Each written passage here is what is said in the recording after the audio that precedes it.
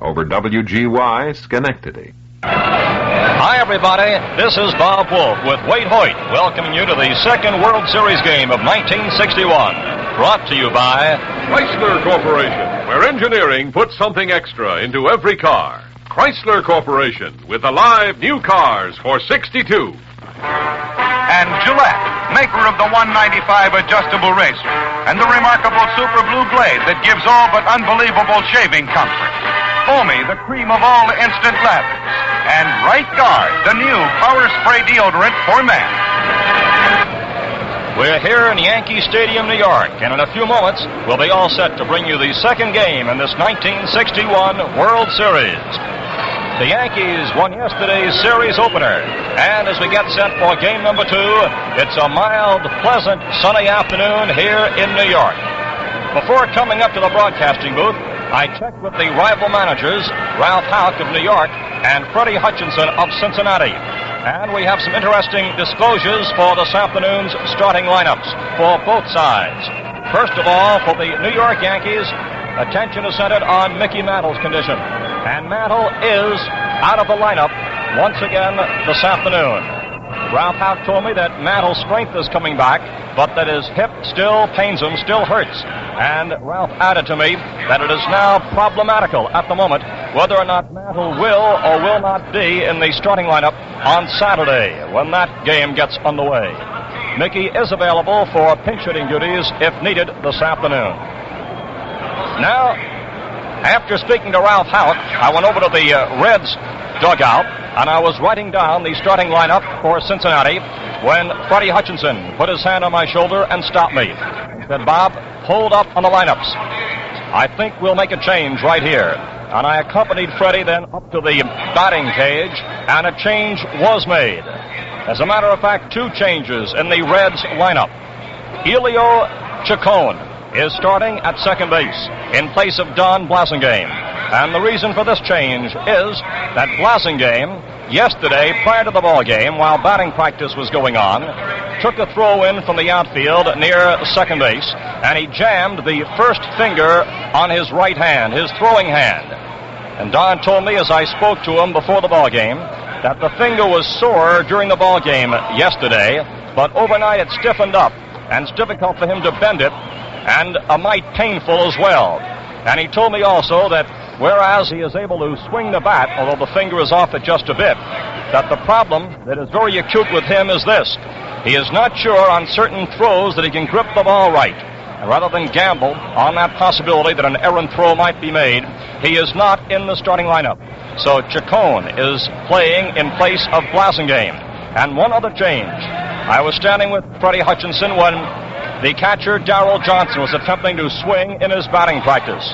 And after a couple of swings, it was evident that Johnson was trying but would not be able to play. He has a pulled muscle in his side. He gave it a couple of rather meek tries trying to swing that bat, but he came out of the batting cage shaking his head sorrowfully, and he is out of the lineup with Johnny Edwards taking his place in the catching ranks. So those are the changes, and let's now go over the starting lineups for you. Elio Ciccone is at second base for the Reds. Eddie Casco is at shortstop, batting second. Vada Pinson bats third and is in center field. Frank Robinson bats fourth. He is in left field. Gordy Coleman bats fifth. He is at first base. Wally Post bats sixth. He is in right field. Gene Freese bats seventh at third base. Johnny Edwards is batting eighth and catching, and Joey J is doing the pitching, batting ninth. For the New York Yankees, Bobby Richardson at second base leads off. Batting second, it's Tony Kubek playing shortstop. Batting third, Roger Maris, who is in center field. Yogi Berra bats cleanup.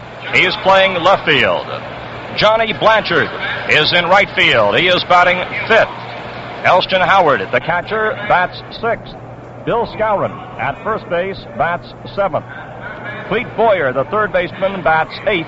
And Ralph Terry is on the mound and batting ninth. Chrysler has been asked to bring you the following public service message. President Kennedy said in his inaugural address, Ask not what your country can do for you. Ask what you can do for your country. Thousands have responded to this call by volunteering for the U.S. Peace Corps. Now, a great need exists for Peace Corpsmen with farm skills. You need not be a college graduate. Any citizen over 18 with farm experience may qualify.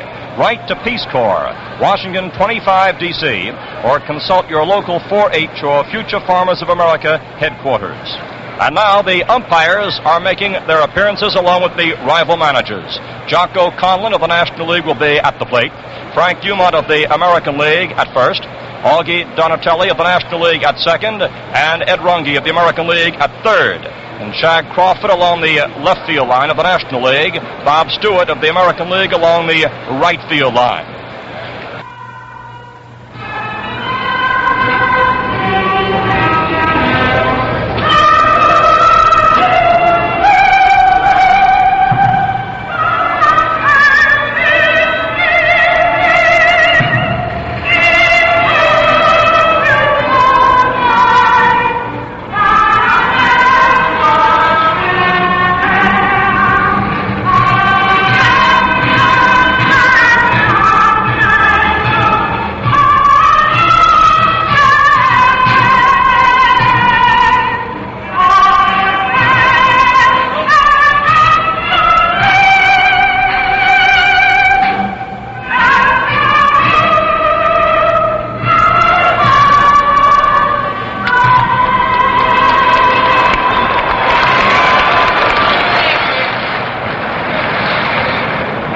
Anthem, sung by Miss Leslie Uggams.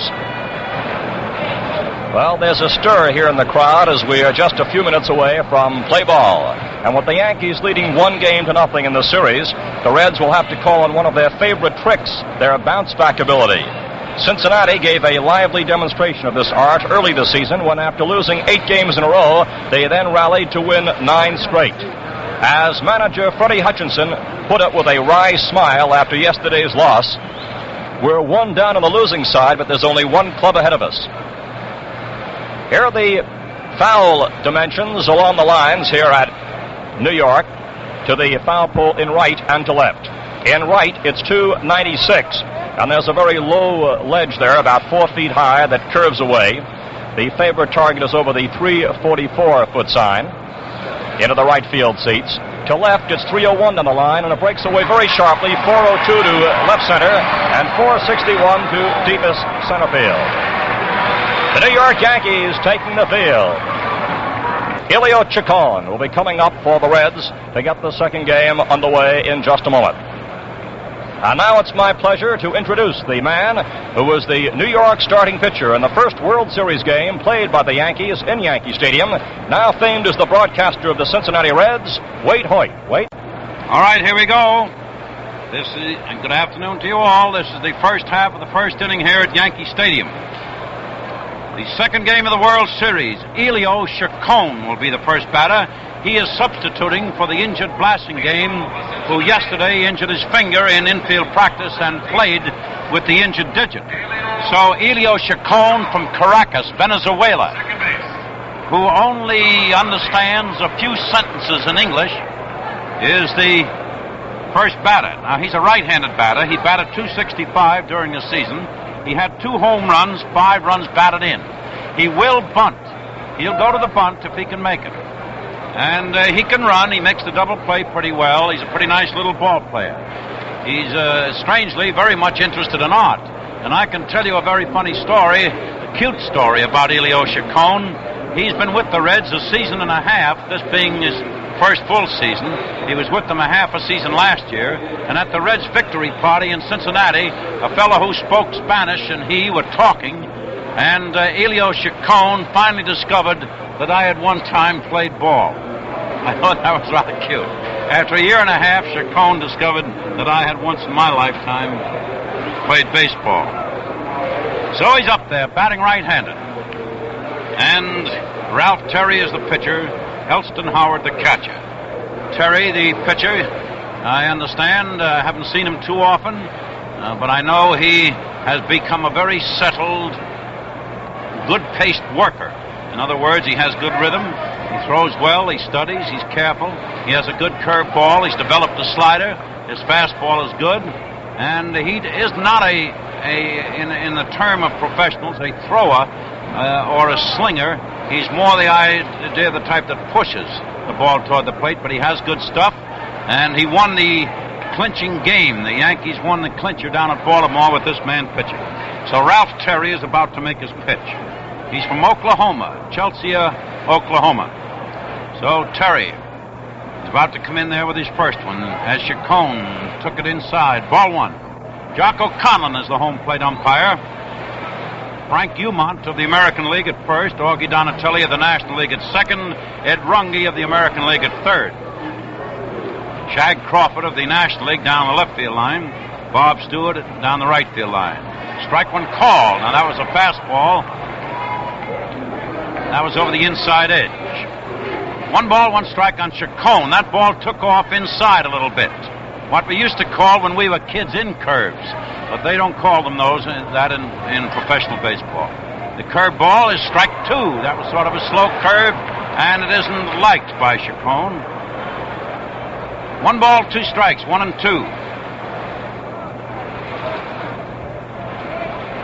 This fellow uses a curve with good effect, and he's a good control pitcher. And a ball hit out in left field, and Berra starts back with the ball, still going back, and caught it. Back on the racetrack, way back in left field. Chacon hit the ball pretty well. But Berra went back and caught it, and there's 1 out for the Reds in the first inning.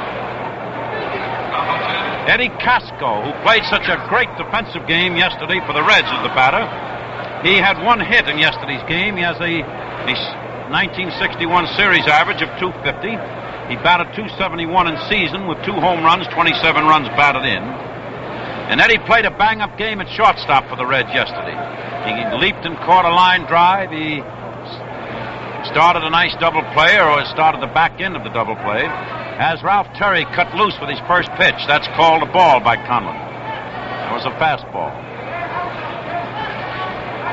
Boyer, who played such great defensive play for the Yankees yesterday, playing in. Strike 1 as Terry broke that curve over the plate. He snapped that one off beautifully. 1 ball, 1 strike, 1 and 1.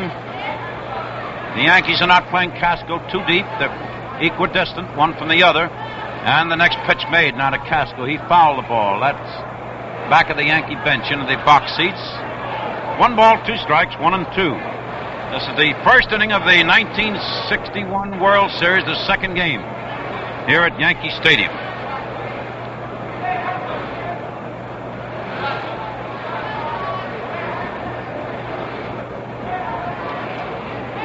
So Terry took a look at the scoreboard to check out there, also possibly a center fielder who is Roger Maris. The next pitch to Casco. Casco hit another foul. That's in the upper deck over there to the right. So Berra is the left fielder, Maris is the center fielder, as Mickey Mantle is still on the injured list. And they say that it's possible he may not play even Saturday in Cincinnati. And Johnny Blanchard, who has done such great work with his bat, is in right field. Terry in action again. The right-hander pitches. The curve stayed high. 2 balls, 2 strikes. He tried to break that one in there, but he did what we call roll it in professional baseball. It rolls off your fingers, in other words, and you lose the snap on it. 2 balls, 2 strikes. 1 out, the top of the first inning. Terry ready to go. He pitches again. That's strike 3. That was the high fastball inside as Casco took his cut and struck out. 2 away for the Reds in the first inning. And, of course, there is no score so far. 2 men up, 2 men down. Veda Pinson is the batter. Veda was up 4 times yesterday with no hits. His seasonal batting average was .343. He was second in the league in batting. He had 16 home runs, 87 runs batted in. He was second in doubles with 34, and he led the league in hits. The pitch to him, he bounced on 2 bounces down to Richardson at second, who threw Veda out at first base, and the Reds went down 1-2-3 in the first inning. 1-2-3 in the first inning. And so at the end of the first half of the first inning, the score is the Cincinnati Reds 0, the Yankees coming to bat in the last half. What's the word on the new cars from Chrysler Corporation? What's the word you hear? Lean is the word for Dodge, the new lean breed of Dodge for 1962. For 1962, Dodge features the new Dart 440 with a new functional shape, full size, people size. Dead weight has been engineered out. There's no automotive fat to make the Dodge eat gas. What's left is road-hugging live weight that's easier for the engine to move. For 62, Dodge is probably the easiest handling car you've ever driven. Try the excitement of simplicity. Yours in the new lean breed of Dodge from Chrysler Corporation. Simplicity. And they're simply beautiful. Looks like it's gonna be a Chrysler year. See your Dodge dealer during October open house. The second game of the World Series here at Yankee Stadium moves into the last half of the first inning. The New York Yankees at bat. The Reds did not score in their half, nor did they put a man to base. And Richardson, Bobby Richardson, the Yankee second baseman, who is leading both teams in batting so far, with 4 times at bat and 3 hits, batting .750, is up at the plate. He had the most hits as a New York Yankee this past season. He had 173 hits, and he was 5th in the American League in the number of hits. In the season, he batted .261 with 3 homers and 49 runs batted in. Bobby Richardson, and of course, he also was very plaguing to the Pittsburgh Pirates last year in that series. So, this is that fine defensive second baseman for the Yankees, and a fellow who can do things with his bat occasionally. A little bothers you a great deal. So Joey J out there pitching for the Cincinnati Reds, making his first pitch to Richardson over the plate, strike 1. In season, Jay won 21 games and lost 10. He's 6'4", 225 pounds. A couple of years ago when he was with Milwaukee, he hurt his finger and he could not pitch. He broke his finger, could not pitch in the World Series. Jay is in action again. He fires. That's the curve, but low outside. 1 ball, 1 strike. 1-1. I would say that Jay and Terry are very similar in the methods of pitching, although they might not be this similar in build or the exact curve of the ball or the fastball, but they use the same basic principle in pitching. Jay is going in there with another one now. There's a ball hit in left field, and there's another base hit for Richardson. They have trouble with Richardson. The Reds are having trouble with him the same way that the Pirates had trouble with Richardson last year. And that is the first man in the second game to reach base. The score is the Cincinnati Reds 0, and the Yankees have their first man up on base. Tony Kubek, the left-handed batter and left-handed hitting shortstop, is up. Yesterday was at the plate 3 times with no hits. This season, or this past season, he batted .276 with 8 homers, 46 runs batted in. He was second in the league in doubles with 38. Batting left-handed. Richardson is edging off first base now as Joey J is hesitating, ready to go on Kubek. The throw to Kubek, not good. It's outside high. Ball 1.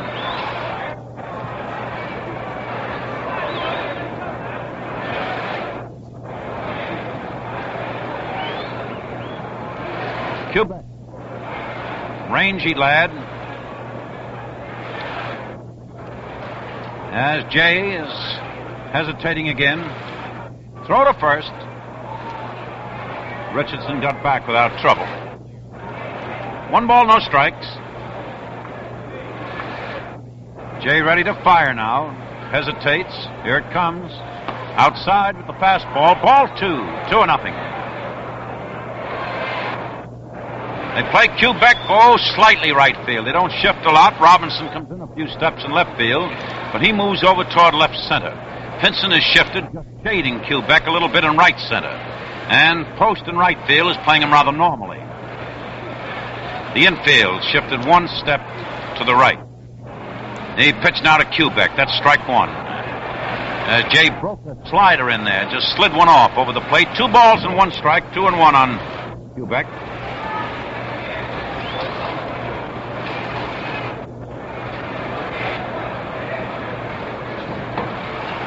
Kubek keeps pumping that bat out there, Jay, and Jay just stands there taking the signs from Johnny Edwards, checking his man on first base. Pitches over there. Well, he didn't throw it hard. He just wanted to remind the man on first base that he was thinking of. As the next pitch made to him, there's a foul. Quebec hit it up on the backstop. 2 balls, 2 strikes. There is no score in the game as yet. The Reds failed to score in their half of the first inning. The Yankees were at bat in the last half with a man on first and no one out. I wanted to tell you that pitchers don't always throw to first base to pick men off. They just try to hold the runners close there to cost them steps in case they should try to steal or in case a double play might be attempted. In other words, try to head the runner off and not give him a running start if possible. So the pitch made again to Quebec. He hit another foul. He hit the backstop with that one. 2 balls, 2 strikes. No one out in the bottom of the first. A man on for the Yankees. Strange how down through World Series history you find fellows that jump up to plague a certain club, or some fellows have the ability to rise in a clutch and play great ball when the chips are down. Richardson has been that kind of a ball player for the Yankees. Of course, the Yanks have had a great many of them, for that matter. The throw in there now to Quebec is bounced down to Casco. There's one out at second. The throw to first. Safe at first base as Chacon's throw to first base was just too late to get Quebec. Richardson was a force out at second. Casco to Chacon.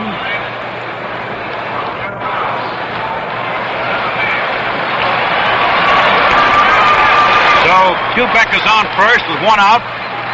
The bottom of the first inning. No score in the game so far. The Reds did not score in their half.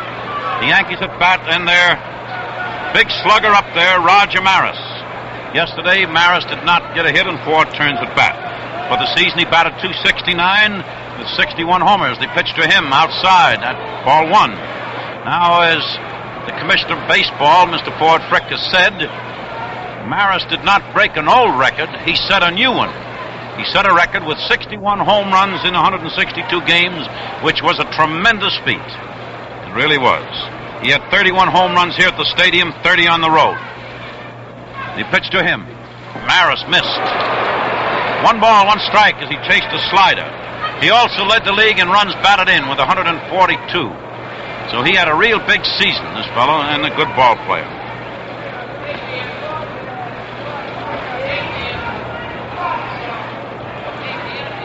One ball, 1 strike.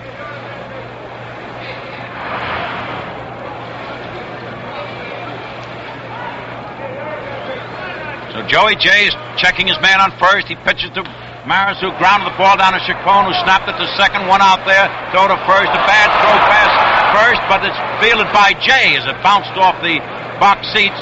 Maris made no attempt himself to go to second base. He ran down the line and turned to the right. So it was just a force out of Quebec at second. Chacon to Casco. 2 out in the bottom of the first inning for the Yankees. And there's no score in the game so far. The Reds did not put a man to first in their half of the first inning, and the Yankees at the moment have a man on with 2 out. Maris on first base, and Yogi Berra up. Yogi went to bat officially yesterday twice with no hits. So he hasn't had a hit as yet in the series. Yogi batting left-handed. Right in the center of the batter's box. He pitched to Yogi. Yogi hit a foul. That's coming back in the upper deck of the grandstand. Strike 1. No balls, 1 strike. So Yogi, I think, has 17 records, including some minor ones. But, of course, now he is playing in his 12th World Series, which is a record. He is playing in his 69th World Series game, which is a record. This is his 248th time at bat in the World Series, which is a record. So Joey J fires again. Yogi took a high fastball outside. 1 ball, 1 strike, 1-1. As, of course, Jay keeps trying to work outside more or less on these slugging left-handed batters to keep them from pulling the ball if they can possibly do so. That seems to be the main objective of pitchers pitching here in the stadium. I know it was in my day, and it still persists. 1-1 on Yogi. The pitch now to him is high, and that's ball 2. There's another high fastball. Now, of course, Yogi is the type of batter who's a bit unpredictable. You get one up around his eyes up in there, he's liable to comb one into the seats. I don't know what's going on over the Reds bench, but somebody's been yelling out of there, and Yogi gave him a glance or two over there. 2 balls, 1 strike, 2 out. Bottom of the first inning, man on first base, Maris on first. The throw is to first base, but Maris just trotted back there. No score in the game so far. The score is 0-0.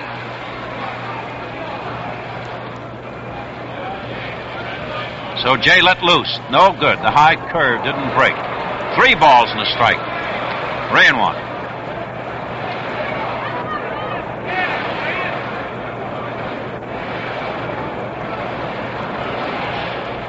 A World Series such as this, when you pitch a World Series game, you must keep bearing down all the time at the count of 3. And what will you do in season, too, for that matter? But it's just a little more necessary right now. The pitch to Yogi, he hit on the ground, he hit down to Chacon, and the second baseman fielded the ball and threw to Coleman, and Yogi was out at first. And so the Yankees in the first inning, no runs, 1 hit, and a man left on. We move now into the top of the second inning here at Yankee Stadium, the second game of the World Series. A 0-0 score, and Frankie Robinson will come to bat. Robinson was up twice officially yesterday with no hits. In the season, he batted .323. He was second in the National League, rather third in the National League in home runs with 37. He was second in the league in runs batted in with 124. He was second in the matter of stolen bases with 21, and he was third in the matter of 2 base hits when he had 33. So Robinson up, batting right-handed. And the Yankees are going to play him, straight away. They haven't shifted one way or another.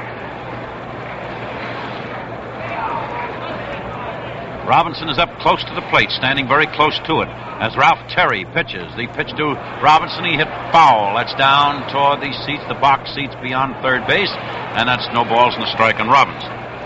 Ralph Terry certainly has been a good pitcher for the Yanks this year. He won 16 and lost 3. He was second in the league in that respect in the matter of winning percentage, and Arroyo was third. So the Yankees had 3 top men right at the top of the pitching lists. Robinson hit a high fly ball back of shortstop, and Kubek is moving into the outfield, and he caught the ball, and Robinson is out. The score is the Cincinnati Reds 0 and the New York Yankees 0, with 1 out in the top of the second inning. Gordy Coleman up. Coleman was 3 times at bat yesterday in the first game with no hits. During the season, Coleman batted .287. Had 26 home runs and 87 runs batted in. He had 27 doubles. Batting left-handed, standing squared away at the plate. As Ralph Terry starts his action, makes his pitch. Strike 1 call with the fastball.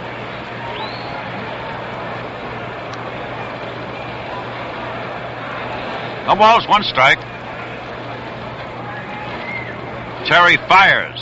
Ball bounced down to Kubek, who moved in, grabbed it on the big bounce. The throw to first, and Coleman is out at first base. Skowron had a feel for the bag with his foot then. Coleman was almost safe there, as Skowron had a feel for the bag with his foot, before he found it, which is kind of odd, as it doesn't happen very often, but once in a while you become a little confused. Now the batter will be Post. Post had 1 hit and 3 turns yesterday for a .333 average. The pitch to Wally, he struck at the curve and he missed for strike 1. During the season, Post batted .294 with 20 home runs, 57 runs batted in, and he had 15 2-base hits. And Wally very often came through to help the Reds in their determined pennant drive. So Terry winding again, throws. That's outside with the slider. 1 ball, 1 strike, 1-1. The score is 0-0, with 2 out on the top of the second inning of the second game here at Yankee Stadium. The Yankees have no runs and 1 hit. The Reds no runs and no hits. The Reds haven't put a man to bases yet. Post hit the ball off the glove of the third baseman. He's safe at first base as Skowron failed. His foot may have come off the bag, but Boyer made another great play, knocking down a line drive, and he knocked the ball over to Kubek. And Kubek picked the ball up, shot the throw to first base, and darn near got the man at first. The body of Skowron rather blocked us off from sight. So it goes as a base hit for Wally Post. He hit the ball well. He hit a hard line drive. That's the Reds' first hit. Brings up Gene Freese now with Post on first base, 2 out in the top of the second inning. The score 0-0.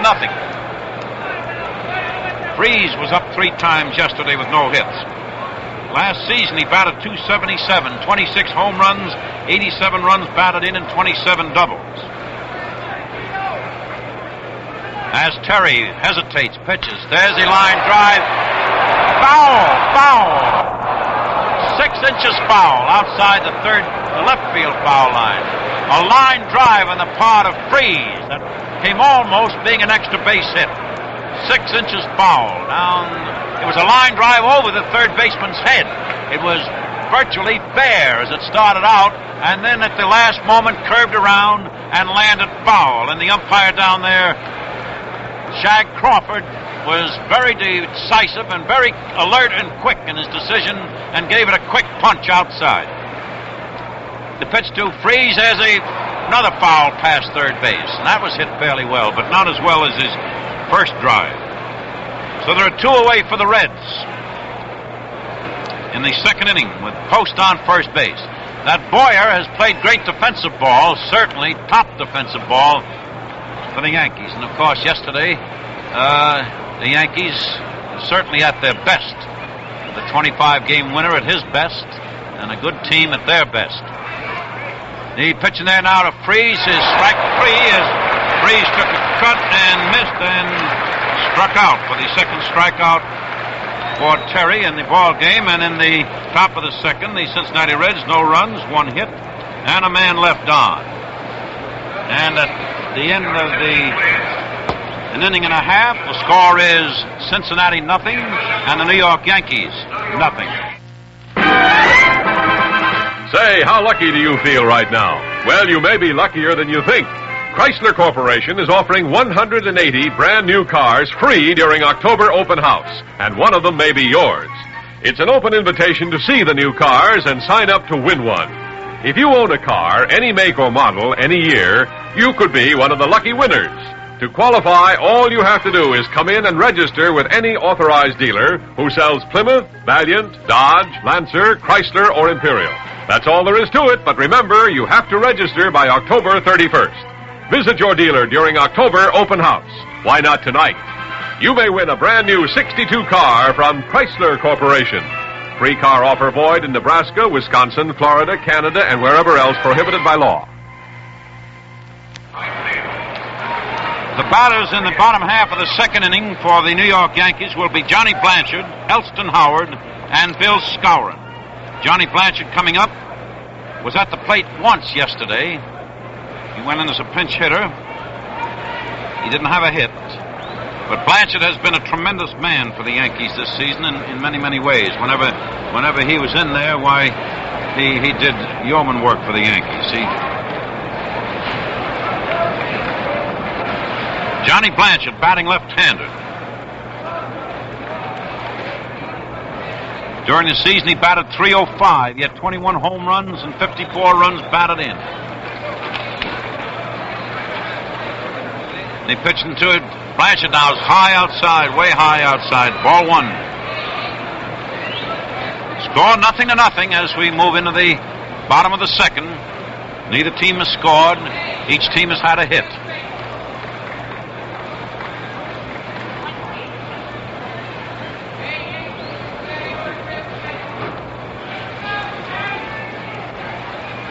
As the pitch made to Blanchard now, he took a cut and he popped the ball in the air down to Casco at shortstop, who moved in under it, caught it, and Blanchard is out.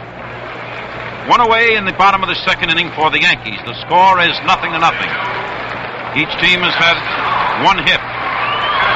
Elston Howard, who batted .348, second in the American League in batting with that average of .248. Had one hit yesterday, and of course that was the home run that started the Yankees on the way to victory. One run, one homer, one run batted in. The pitch to him, he hit a grounder down to Freeze, who backed up, grabbed it through to first, and got his man at first. So Howard is up and out. 2 away for the Yankees in the bottom of the second. Still no score in the ball game. Bill Skowron, the other home run hitter of yesterday, is up. Yesterday, Skowron went to bat 3 times with 1 hit. His 1 hit was the home run, and that capped the climax for the Reds yesterday. And by the way, the Reds can look with pride on yesterday's game. They played a fine ball game. A fine ball game. Bill Skowron at the plate. He batted .267 during the season with 28 homers, 89 runs batted in. The throw to him by Jay is a little inside low, ball 1. 0-0 still as the game moves along.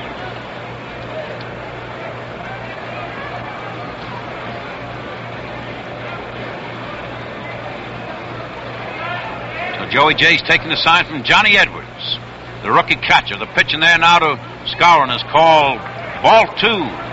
That was a curve ball, but it wasn't over. 2-0. Playing Skowron straight away. Robinson in left field is not too close to the left field foul line, by the way. He's playing a little over toward left center. A 2-ball, no strike count on Skowron. With Jay in action, he pitches. Foul ball. That's hit in the upper deck over there to the right. A 2-ball, 1 strike count.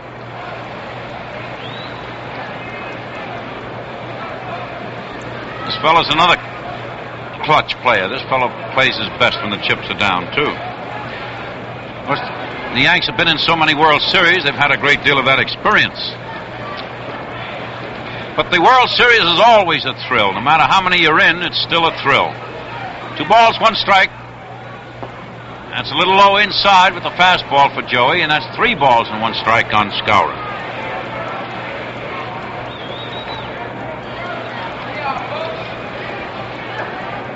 And 1. No score in this game. Scoreless game so far.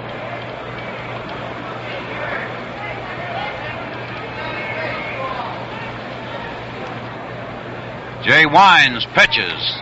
Ground foul as Skowron chased the curve. 3 balls, 2 strikes.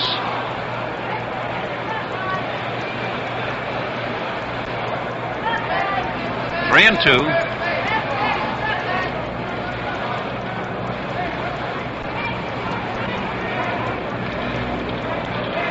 So Joey takes a little time. He's not in a hurry, and he studies his batter, and he tries to pitch with sort of an even pace and an even tempo. Both these fellows do. That's why I say both Jay and Terry are somewhat similar in pitching design. The next throw to Skowron is very high, and that's ball 4, and Joey walked him. This will bring up Clete Boyer, and this fellow will doubtlessly get a big round of applause. He's played tremendous defensive baseball for the Yankees. Yesterday, he had 1 hit and 3 turns at bat, a single to right field. So his World Series batting average so far in this series, .333. On the season, he batted .225. He had 11 home runs and 55 runs batted in, 19 doubles and 5 triples. So Skowron is on first and Clete Boyer up there.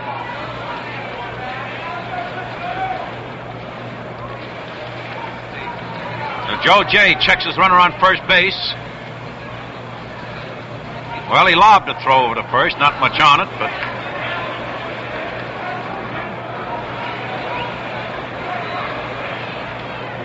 the throw now to Boyer is batted in the ground. Casca made a great stop to second. Man out of second, another great play. A fine play by Casco.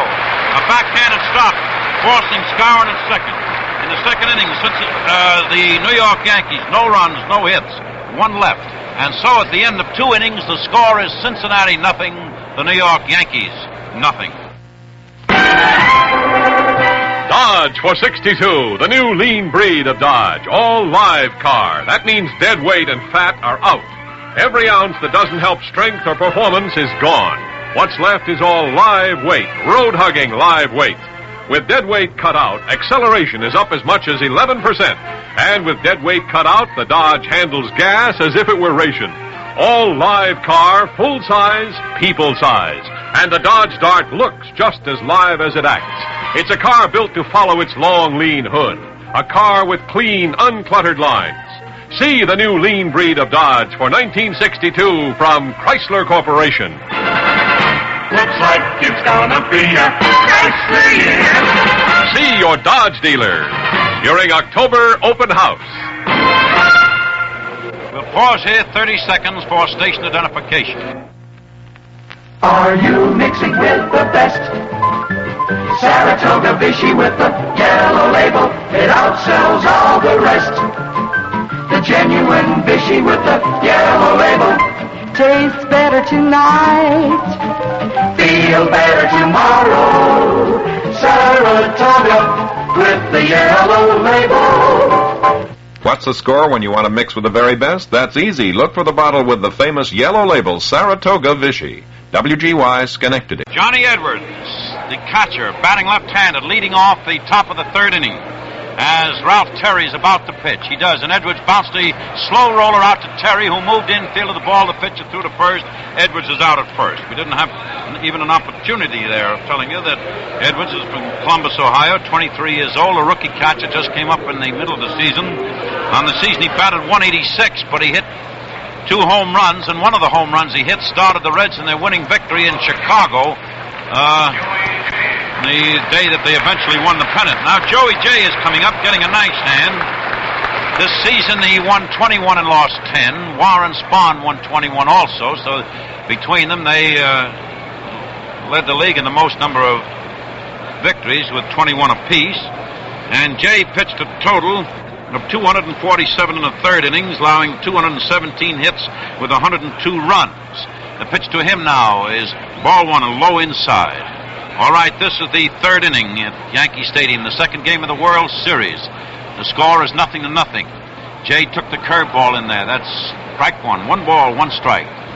The Cincinnati Reds have had no runs and 1 hit. The New York Yankees have had no runs and 1 hit.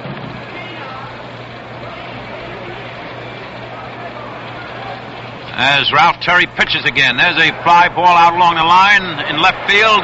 Yogi Berra over to the line, made the catch, and Joey J is out. 2 away for the Reds in the third inning. Score is still 0-0. With Elio Chacon coming up for his second appearance.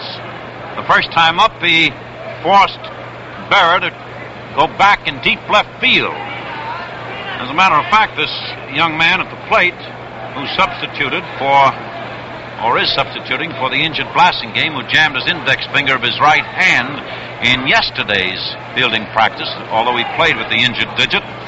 Chacon has hit the hardest ball of the game so far in this game. He pitched outside low, a curve ball, ball 1. He hit the ball quite well. He hit the ball about 385 feet out there in left field, and Berra went back and caught it. 2 away for the Reds in the third. No score as yet for either team. There's a ground foul, a hard-hit ground foul, a line drive.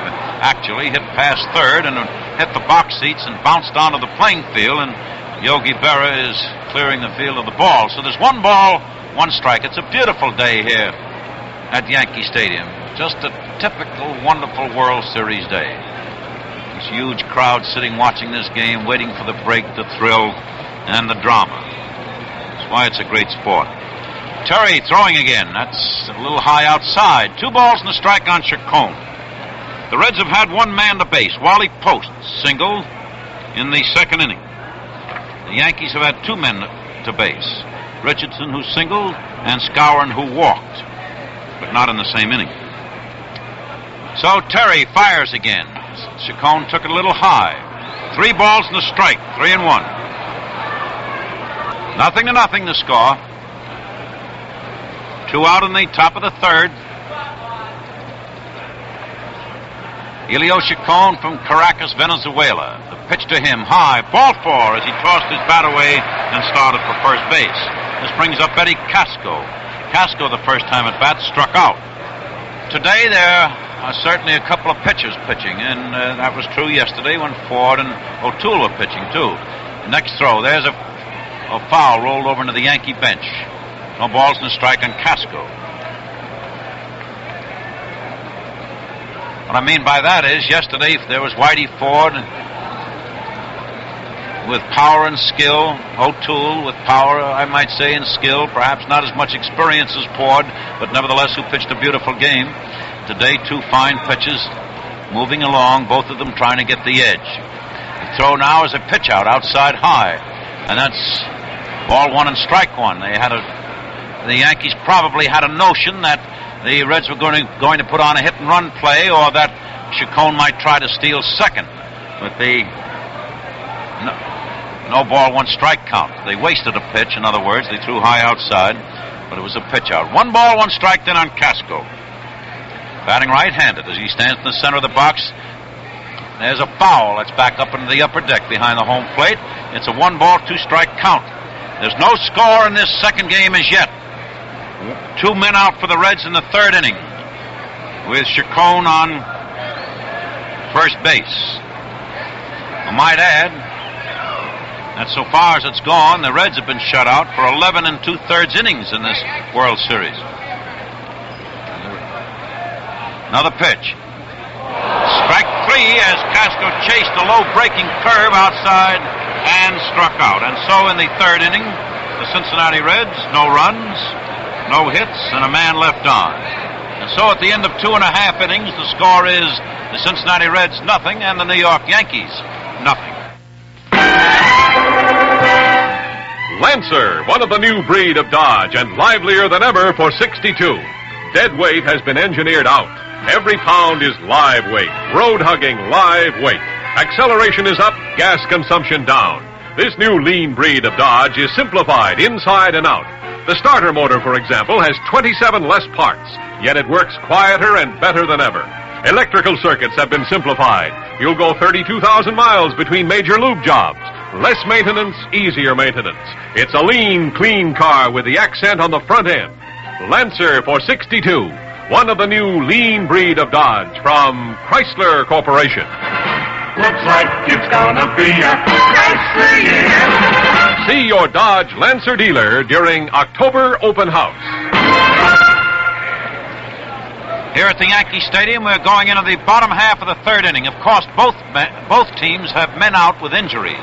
Darrell Johnson, the Cincinnati catcher, is out with it as he aggravated the injury to his side. Blasingame out with an injury to his index finger. Mickey Mantle out also, of course, with the I might say the almost historic abscess that will make baseball history. One time, Babe Ruth had an abscess on his right arm, and he had to miss part of the series, which we played in the 1921 World Series, I believe. And he was out for part of the series. So there have been some injuries to the stars. Mickey Mantle's been affected a lot. Ralph Terry batting now, and the pitch to him is inside, ball 1. Terry is batting .227, and that's not a bad average for a pitcher. That's through the courtesy of Bob Wolf, who is my associate here, and who knows Terry pretty well. This Ralph Terry. Joey J stands there taking signs from Edwards.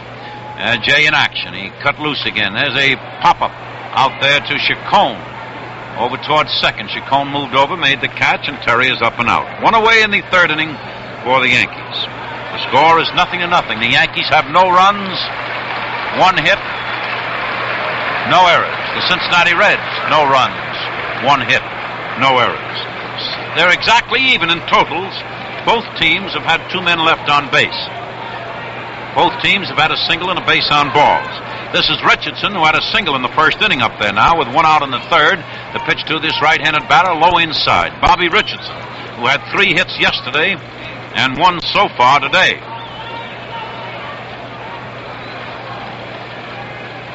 So Richardson actually has had 4 hits and 5 turns at bat in this series so far. See Frankie Crosetti down there coaching at third. He has played in and coached in a total of 20 World Series. His total World Series checks, or the total of them, around $116,000. A pitch in there to Richardson, who took a shot at that, popped it out in the short center. Chacon is going out in the short center, caught the ball, and Richardson is out. 2 away for the Yankees in the third inning. The score, 0-0. Tony Kubek up. Tony forced Richardson in the first inning when he hit the ball down to Chacon, who played it to Casco, and Richardson was out at second. Tony batting left-handed. We said yesterday a little taller than you would suppose. This fellow's well over 6 feet. As Jay pitches to Kubek, outside high, ball one. I shared the locker with Kubek when I came back here for Old Timers Day about a month ago, and that's why I know he was so tall, because I thought he was a shorter man, and when I spoke to him and talked to him, I'm 5 feet, around 5 feet 11, and I was just about up a little over his shoulders. As Jay is in action again, he pitches, and he threw his screwball, but it was inside, and that's 2 balls and no strikes, 2-0. The screwball is thrown by a right-hander with the reverse twist of the wrist.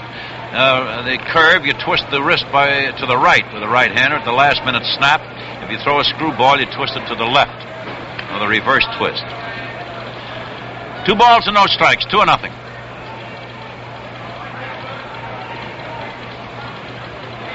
So Jay is winding again, pitching. That's strike one as he just caught the outside edge. A very nice pitch with that one. His control was pinpoint perfect with that. No score as yet. It's a 0-0 ball game.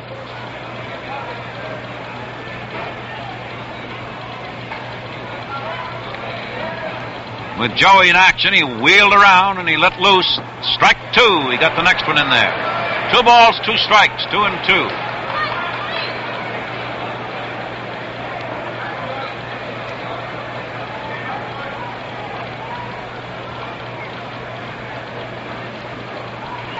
The score is 0-0. The Yankees and the Cincinnati Reds. So Joey Jay came up and over. He pitches. Kubek missed for strike 3, and that's Joey's first strikeout.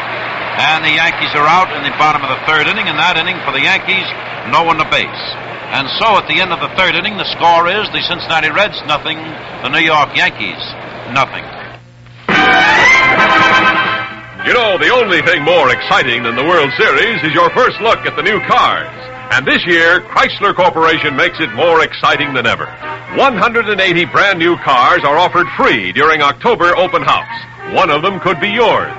30 Imperials, 30 Chryslers, 30 Dodge Darts, 30 Lancers, 30 Plymouths, and 30 Valiants. If you own a car, any make or model, any year, all you have to do to qualify is stop in and register with any authorized Plymouth, Valiant, Dodge, Lancer, Chrysler, or Imperial dealer. But this is important. You must register during October open house, and that ends October 31st. Why not see your dealer tonight? Free car offer void in Nebraska, Wisconsin, Florida, Canada, and wherever else prohibited by law. Well, the meat of the Reds' batting order is coming up in the 4th inning. Pinson, Robinson, and Coleman. As Veda Pinson will come to the plate. The Reds' hitters in this series, as yet, have not been too potent. Post has had 2 hits, and Casco has had 1. Post had a hit yesterday, and he had another one in the 2nd inning today. And, of course, Casco had his in the 1st inning yesterday. But Pinson and Robinson and Coleman have been held hitless so far. Also Freeze and Chacon and Blasingame in the others. So Pinson is up at the plate now, leading off in the top of the 4th inning. The score is 0-0 as we move into the 4th. So Ralph Terry, the right-hander for the Yankees, is taking the signs from Elston Howard. The Yankee team has shifted to the right. Left field is wide open behind third. Yogi Berra is in left center. The pitch now to Pinson is a strike. That's a fastball at the top of the strike zone. Kubek, the shortstop, is over towards second, and Boyer, the third baseman, is playing in. Way in front of third. As Ralph Terry is in action again. That's a pitch low. 1 ball, 1 strike. That looked like a screwball. It sort of broke down and away from Pinson. 1 ball, 1 strike, 1-1. Pinson is a left-handed batter standing right even with the plate. Dips his knees a little, keeps pumping that bat. As Terry is winding again, pitching. Pinson hit a fly ball out in left field. Berra is moving over, coming in toward the line, and he made the catch, and Pinson is out. Berra cut in diagonally. Now, Pinson doesn't hit out there too much. That was rather a surprise. One away for the Reds in the fourth inning. The score is still 0-0. The Reds with no runs, 1 hit. The Yankees with no runs, 1 hit. Robinson up. Robinson popped up to Quebec in the second inning. Batting right-handed. And now the Yankees have shifted to the left on Robinson. As Terry is winding, pitching to Robinson. Robinson grounded a ball down to Boyer at third, and the ball hit him, bounced away from him, and Robinson is safe at first base. We'll await the official scorer's decision.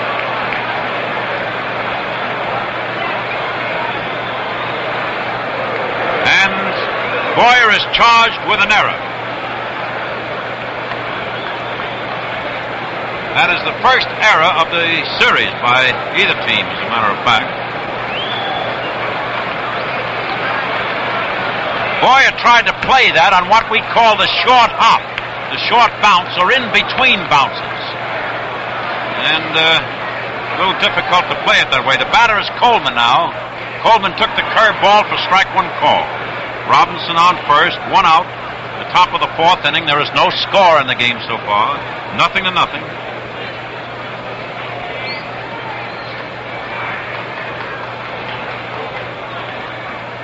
Coleman drove a long drive in right field. The ball is still going and gone. It's a home run for Coleman. As Coleman drove a long home run into the right center field seats. The Reds are ahead 2-0.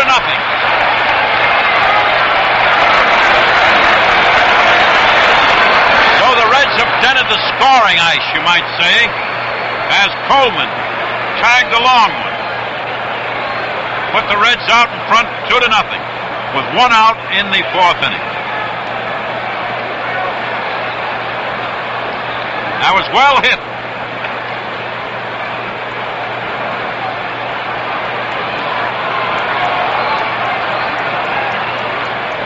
So Robinson scored ahead of Coleman. Coleman hit his home. Long blast. Now Terry is pitching to Post. Post took strike one. Call. That was right in there.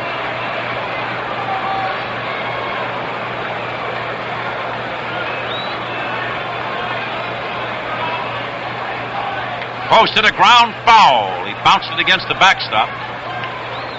No balls and 2 strikes. So the Cincinnati Reds are leading 2-0. 1 out in the fourth inning. And while he took his cut, he missed, and that is strike 3 as Post struck out, swinging at a breaking ball. Now, a breaking ball can be anything from a curve to a screwball to a slider. Sometimes they're a little hard to identify here in the press box. 2 away for the Reds in the fourth inning. The Reds are leading 2-0. They have 2 runs, 2 hits. The Yankees, no runs and 1 hit. Gordy Coleman of Rockville, Maryland, hawked one. So Terry winding again, pitching. Post hit a ground ball down to Quebec. Quebec came up with it, got a throw off, and, Freeze hit the ball down to Quebec. Quebec threw Freeze out at first base. And so in the fourth inning, Cincinnati scored 2 runs on 1 hit, 1 New York error, and there was no one left on. And so at the end of 3.5 innings, the score is Cincinnati 2 and the New York Yankees 0. What's the word on the new cars from Chrysler Corporation? What's the word you hear? The word on the new Lancer is GT, a brand new Lancer model with the handling and look of a sports car. GT, a car that will corner level, stop fast, and respond like a jackrabbit. It's all live weight. The GT has bucket seats that adjust individually. The carpeting goes from door to door. The leather-grained vinyl interiors will keep their good looks for years to come. See the new GT and all the exciting Lancer models from hardtops to station wagons. Lancer for $62 from Chrysler Corporation. Simplicity. And they're simply beautiful. Looks like it's gonna be a Chrysler year. See your Dodge Lancer dealer during October open house. Here in the Yankee Stadium, the World Series is moving into the bottom half of the fourth inning of the second game. And the Cincinnati Reds are leading 2-0. Roger Maris will be the first batter for the Yankees in the bottom of the fourth, followed by Yogi Berra and then Johnny Blanchard. Quebec was on first base in the first inning when Roger Maris forced Quebec at second base. The second baseman, Chacon, to Casco. So Maris up there batting left-handed now. I guess Roger Maris, you might say, is the most talked about man in baseball today, wouldn't you? And Joey J is concentrating on Maris. He starts his pitch. Maris tried to bunt a ball, and he popped a foul into the Reds bench. Strike one. No balls, one strike, nothing in one.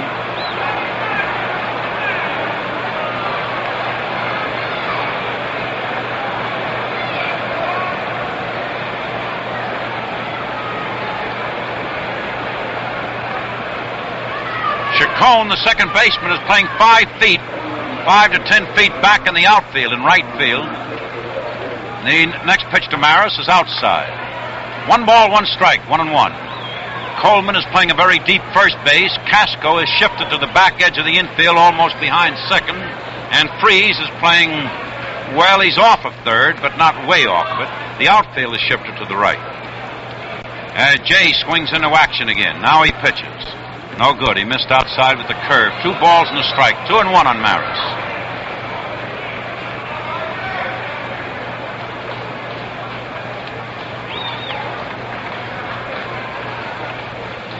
So Maris stands squared away at the plate. Has that bat back waiting as the next pitch made is high and outside, and that is ball 3. 3-1 on Roger.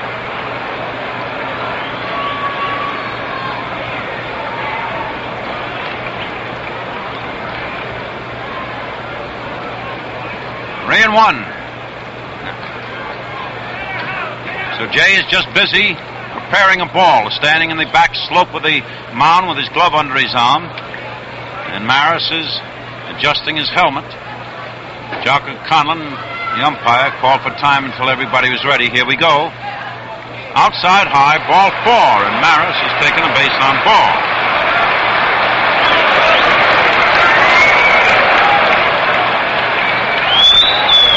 Maris on first base, and Yogi Berra is waiting outside the batter's box. The score is 2-0. The Cincinnati Reds leading. The Cincinnati Reds have 2 runs, 2 hits, no errors. The Yankees, no runs, 1 hit, 1 error. No one out in the bottom of the fourth. Might add that Gordy Coleman's home run was the first hit by a left-handed batter in the series. Joey J pitches to Berra now. That's outside. Ball 1. Whenever we speak of Gordy Coleman here in the Yankee Stadium, you have an inclination to say Jerry Coleman, you know, who used to play here. And you have to stop to think to yourself because phonetically it's Gordy and Jerry. It's somewhat similar, you know.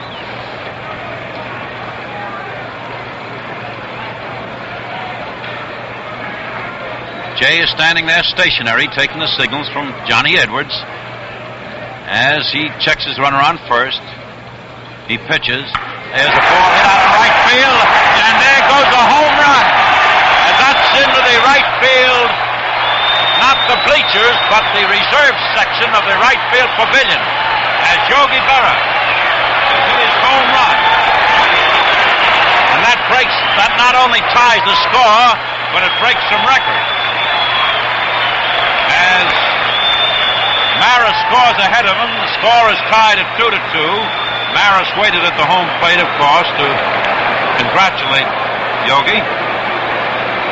And that ties it up again now, a 2-2 ball game.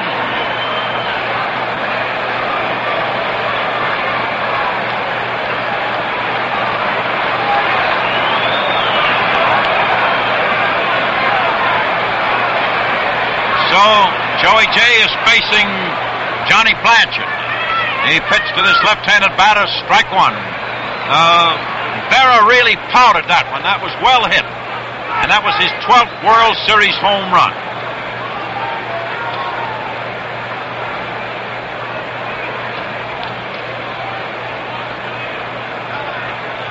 Another throw. Johnny Blanchard took that one high from Joey J. 1 ball, 1 strike, 1-1.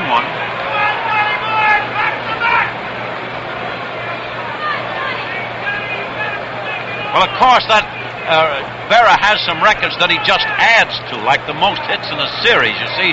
So that just adds another hit to his 68 that he already has, I believe, and that's 69, if I'm not mistaken. Jay winding again, delivering a ground ball down to Coleman, who grabbed it. He's handing off to Jay, and the man is out at first. Blanchard out at first, Coleman to Jay, or otherwise the first baseman to the pitcher. Elston Howard coming up now. The score is 2-2. The Yankees have 2 runs, 2 hits, 1 error. The Cincinnati Reds, 2 runs, 2 hits, and no errors. So the game moves along at a rather even keel as far as statistics are concerned. Elston Howard, who banged that home run yesterday, is up there. He was thrown out by Gene Freeze in the 2nd inning today. He's been up once. 1 out in the bottom of the 4th inning. Score 2-2. Joey J pounded the ball in his glove a couple of times. Edwards has been looking over at the Reds bench. The Reds are playing straight away now on Howard with Jay working. He pitches. The curve is good. Strike 1 call as Jay caught the outside edge with that hook. Generally in professional baseball, a curve is just described as a hook. And it's more or less identified by the individuals because the catcher knows what type of thing the pitcher throws. So just say when you throw your curve, you throw your hook. Another pitch. There's the fastball. That's hit foul right near us up here. No balls, 2 strikes, 0-2. We're a little bit exposed, and I hope that Bob Wolf, who is broadcasting with me, is a good catcher up here. Reach out and spear those fouls, if you will.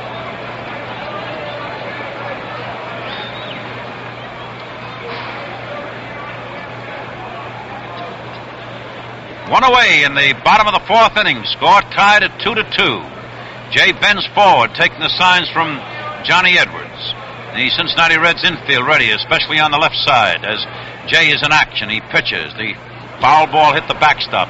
Strike 2. Still no balls, 2 strikes. 0-2. Now Jay has called Johnny Edwards out to him to have a little chat, perhaps about signals or type of thing to be thrown, or perhaps Jay wants to waste a curve or waste a fastball or a screwball or some type of pitch. Maybe he'll say, well, you hold your target a little outside or something like that.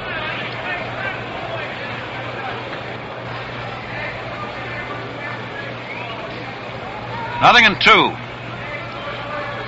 Jay in action again, and he throws, and the curve, that's low, and that's 1 ball and 2 strikes, 1-2. One thing they don't talk about, and which is a misconception, is some of the people in the stand or where they're going later. Pitching is a very serious business, those fellows who are pitching, and when they talk to the catcher, they talk about their business.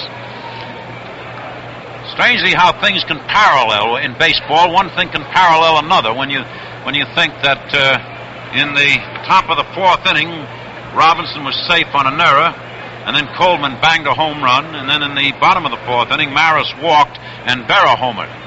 So the homers came each time with a man on. They throw to the plate, inside high, and that's ball 2. 2 balls, 2 strikes, 2-2.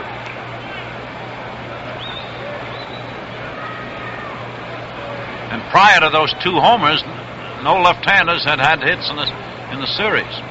And then both of them chipped in with round trippers. Jay goes again, and the curve is high. The high slider. Jay thought he had the man struck out. He was walked down the back slope of the mound out toward the second base. A little bit disappointed. Jocko, however, is in, as we say here, in a position to judge and should know. As the batter started to swing, held up the bat in mid-swing or before he cracked his wrists on it, you might say, or broke his wrists. So Jocko Conlon judged it was ball 3. 3-2. Reds infield on the left side is back now from Howard. So Joey stands with arms dangling, looking at the catcher, taking his signs. Now he's winding. Now he's pitching. Missed outside for ball 4.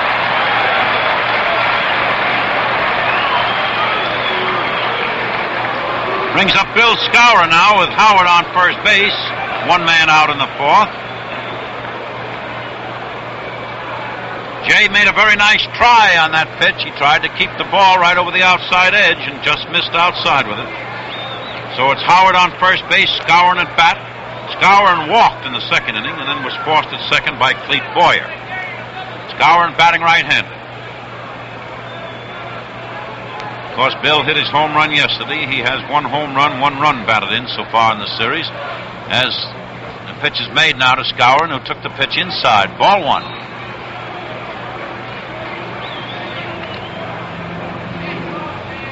So the score is 2-2. 2-2 with 2 hits each. On the batter, 1 ball, no strikes.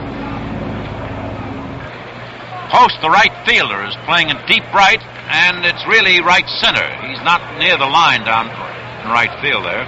Pinson is playing just to the left of the second base bag out there in center field. Robinson is playing a normal left field.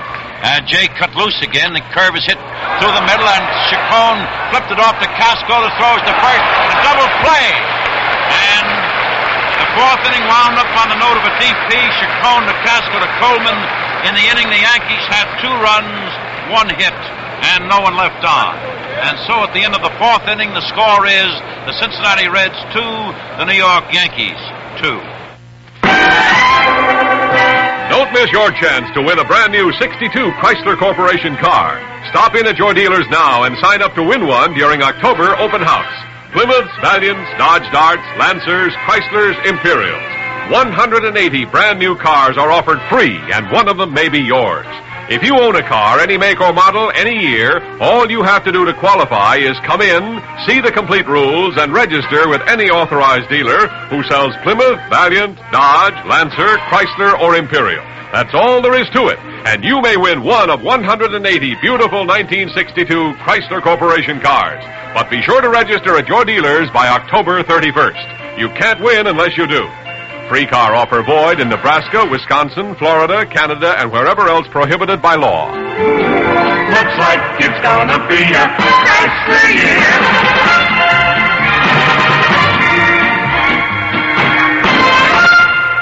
For station identification. You're safe at home and dining out, too, when you order Saratoga Vichy. Make sure you're mixing with the best. Ask for Saratoga Vichy. WGY Schenectady. Johnny Edwards leading off the top of the 5th inning, took a cut at Terry's first pitch of a curved ball, and he missed it for strike 1. Edwards, the first time up, hit back to the pitcher, who threw him out at first base. The score is 2-2. Score 2-2. The pitch now to Edwards, low inside, or rather more low than inside, though. 1 ball, 1 strike. The Cincinnati Reds have 2 runs, 2 hits, 2 men left on, and no errors. The New York Yankees, 2 runs, 2 hits, 2 men left on, and they have 1 error.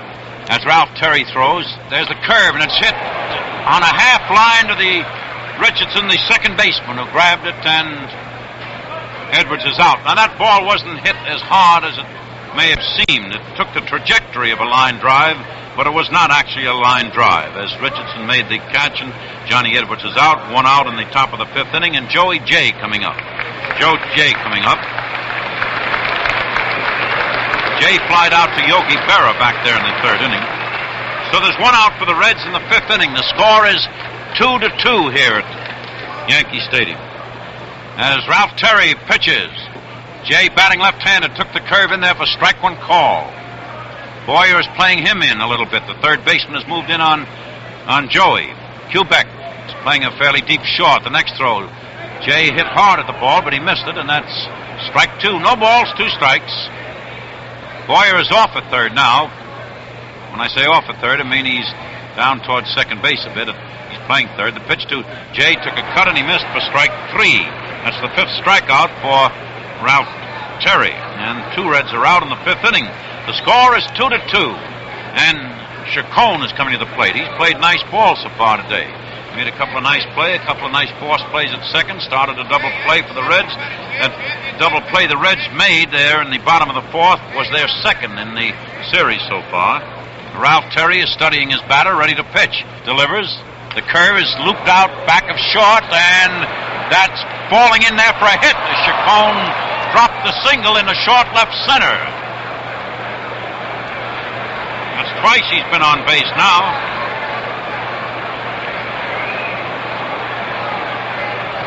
Chacon from Caracas in Venezuela. The little man will only say 2 or 3 sentences in English. He keeps an American Spanish translator with him all the time. I mean, a book, and tries to speak from that. This is Casco up there now. The pitch to Whitey. Eddie took a strike, a fastball in there. Score is 2-2. 2 out in the top of the 5th inning here at Yankee Stadium. Ralph Terry is checking his man on first base. Now he pitches. Casco hit the ball to the middle, and that's in the center. That's a base hit. Chacon is trying for third base. The throw is over to third, but he's in there safely. Maris made the throw to third.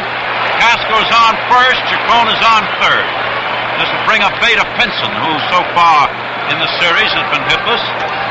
Chacon is on third. Casco is on first. The score is 2-2. The Reds have 2 runs and 4 hits. The Yankees have 2 runs and 2 hits. And Babe Ruth batting. Runners at first and third. 2 out in the 5th inning. As Ralph Terry pitches, as the curve is low inside, and that's 1 ball, no strikes on Pinson. Third baseman's playing in. Pinson missed, and that's strike 1. 1 ball, 1 strike. 1-1.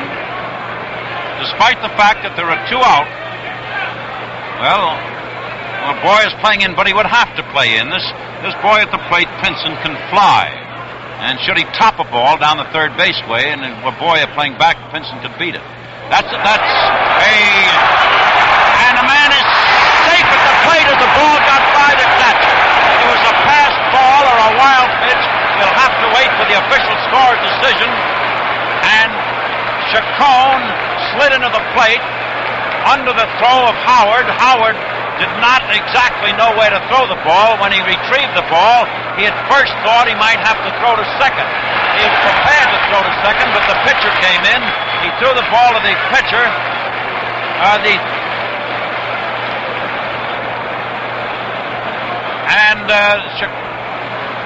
He dove at Chacon. He took a dive himself at Chacon. The pitcher was at the plate, but Howard elected to dive at Chacon, and Chacon beat him to the plate.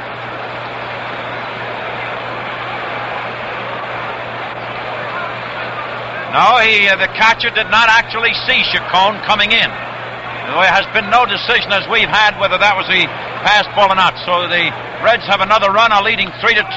Pinson bounced a foul against the box seats beyond the Yankee bench. Casco went to second on the play, so the Reds have a man on second with 2 out in the 5th and are leading 3-2. We did not get immediately the official scorer's decision as to whether that was a pass ball or a wild pitch. It bounced off the glove of the catcher. So on Elston Howard's pass ball, Chacon scored. The Reds are leading 3-2. 2 out in the 5th inning. Terry pitches again. Pinson took a swing and he missed for strike 3 as Pinson struck out. And so in the 5th inning, the Cincinnati Reds scored 1 run on 2 hits, a pass ball, and they had a man left on. And so at the end of 4.5 innings, the score is the Cincinnati Reds 3, the New York Yankees 2. The first half of today's World Series broadcast was brought to you by the Chrysler Corporation. The second half of this game is being brought to you by the Gillette Safety Razor Company. Whitey Ford's 6 strikeouts yesterday brought his World Series record to 69. Going into the series, he had 63, a fact you can find in the Gillette World Series Encyclopedia, a handy pocketbook that I'm using right now to help me announce the game. It's a Gillette exclusive. Comes free when you buy the adjustable razor at the regular price of $1.95. This Gillette book is loaded with baseball highlights and sidelights. 256 pages brimming with facts, figures, sport cartoons, and good reading. Contains line scores of every series game, lifetime statistics of every man who ever played on a series, and more, much more. It's yours free with the Gillette adjustable razor. The adjustable has 9 different settings, one just right for your combination of skin and beard. And it comes with a supply of those remarkable Super Blue Blades. Get your free World Series encyclopedia with the Gillette adjustable razor and Super Blue Blades for only $1.95.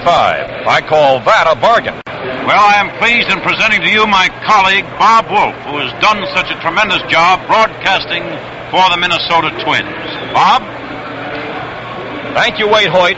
And as we move into the bottom half now of inning number 5, it's Clete Boyer leading off against Joey J. The pitch is low and in the dirt, skipping away from Johnny Edwards for ball 1. Score of the ball game, Cincinnati 3 and the New York Yankees 2.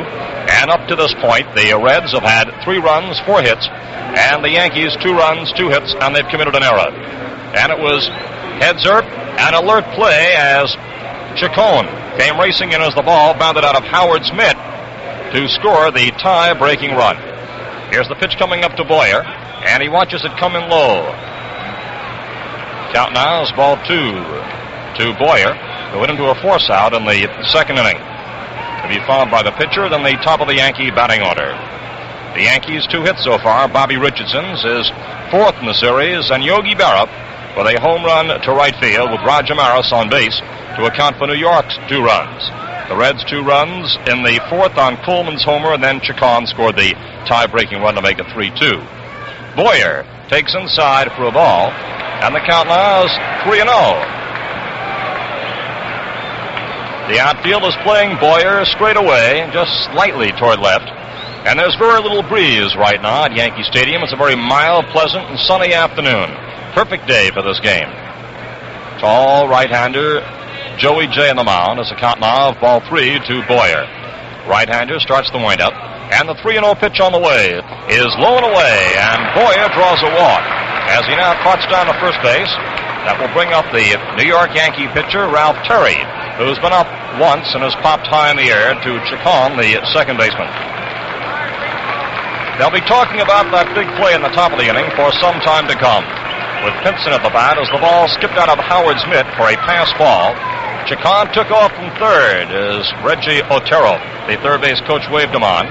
And Howard cocked his arm to throw toward second, appearing for the moment as if he did not see the man breaking in from third. Then suddenly it dawned on him that Chacon was streaking for the plate, and Howard raced toward the plate, made a dive for the fleet speedster coming in from third, but Chacon slid in safely with the run. Here's the pitch to Terry, and it's bunted foul for strike 1. And Gordy Coleman, who was coming in from first base that time, charged in from first within 15 feet of home plate.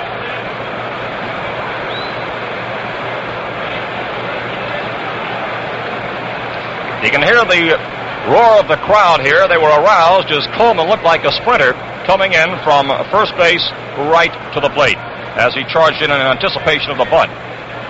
So it's strike 1 to Terry. Boyer on first. Here's the pitch, and this one is swung on.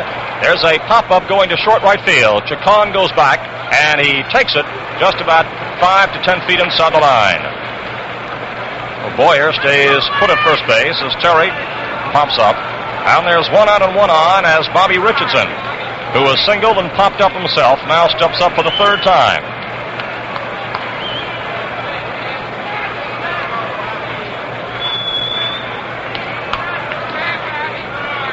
Bobby Richardson now steps in. On a third, Gene Freeze has moved in a bit, just about 3 or 4 feet off the infield grass there. Casco and Chacon at double play depth. The score of the ball game, 3-2 in favor of Cincinnati. Richardson the batter, Boyer on first, there's 1 down. We're in the bottom half of the 5th inning. Jay takes a look toward first, toward the runner. Then comes in with the pitch, and there goes the runner. There's a ground ball going out to Casco. Over to second, it's too late. Back to first, it's wide. And they're safe at both bases.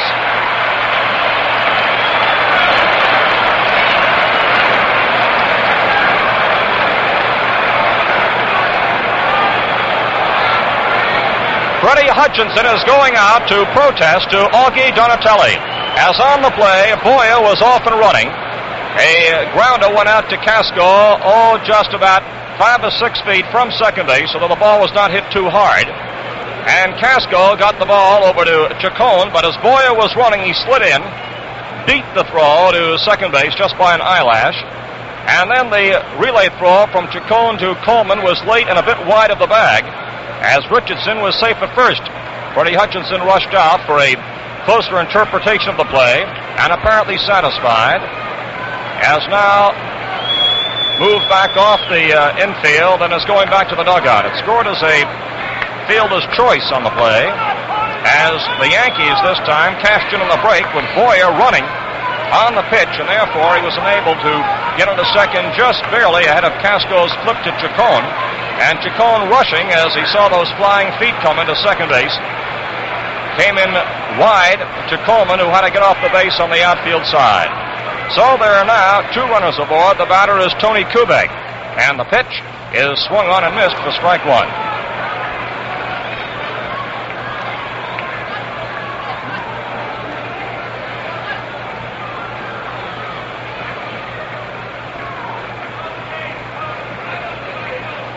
There's 1 away, runners on first and second. And strike 1 to Tony Kubek, who is 0 for 2. With the stretch and the pause by Jay, here's the pitch, and it comes in low, 1-1.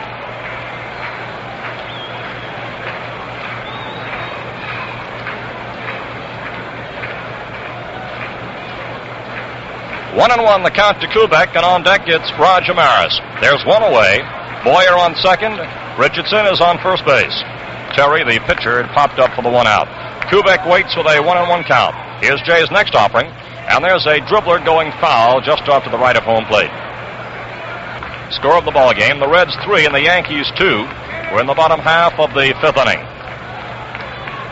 Jay taking a little more time as he looks in to get the sign. Now the right-hander set. As the pause, a look back toward second. The pitch, it's swung on and missed, and Kubek goes out on a strikeout.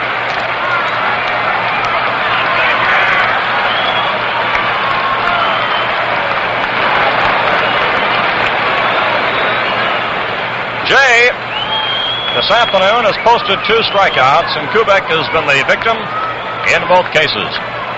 Roger Maris now comes up, 2 away and 2 on. And Maris this afternoon hit into a force out in the first inning. And then in the 4th, he drew a walk and was on base when Yogi Berra swatted his home run. So Maris steps up now, 2 on and 2 away. The pitch, swung on and fouled, going over into the New York Yankee dugout. Strike 1 to Roger Maris. Maris was held hitless in yesterday's ball game, and so far this afternoon he is 0 for 1 with a walk. The outfield finds Wally Post in right, playing just on the edge of the cinder path, near the 344-foot sign out there.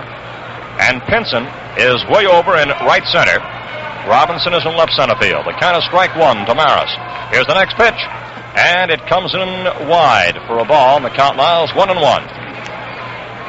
They're giving Maris that left field line with plenty to spare. Maris, a pronounced pull hitter, and they're ganging up on him on the right side as Edwards, the catcher, now goes out to have a few words with Joey J. Boyer is on second. Richardson is on first base, and there are 2 outs in the bottom of the 5th, as Cincinnati leads by a score of 3-2 in the second game of the World Series. Now Edwards is back behind home plate. Maris awaiting that next pitch. The count now is 1-1. Jay poised out there on the mound, all set to work. Right-hander with a stretch and the pause, a look back toward second. Here's the pitch, and it comes in high, and the count now is 2 balls and a strike to Roger Maris. Both these teams have been well scouted going into the World Series competition. And, of course, there was an extra chapter, I'm sure, devoted to Roger Maris and how to pitch to him. And Jay is taking plenty of time between pitches, knowing that one errant move can be costly for the Reds. Maris up there with 2 men aboard. And the Reds are leading by a score of 3-2.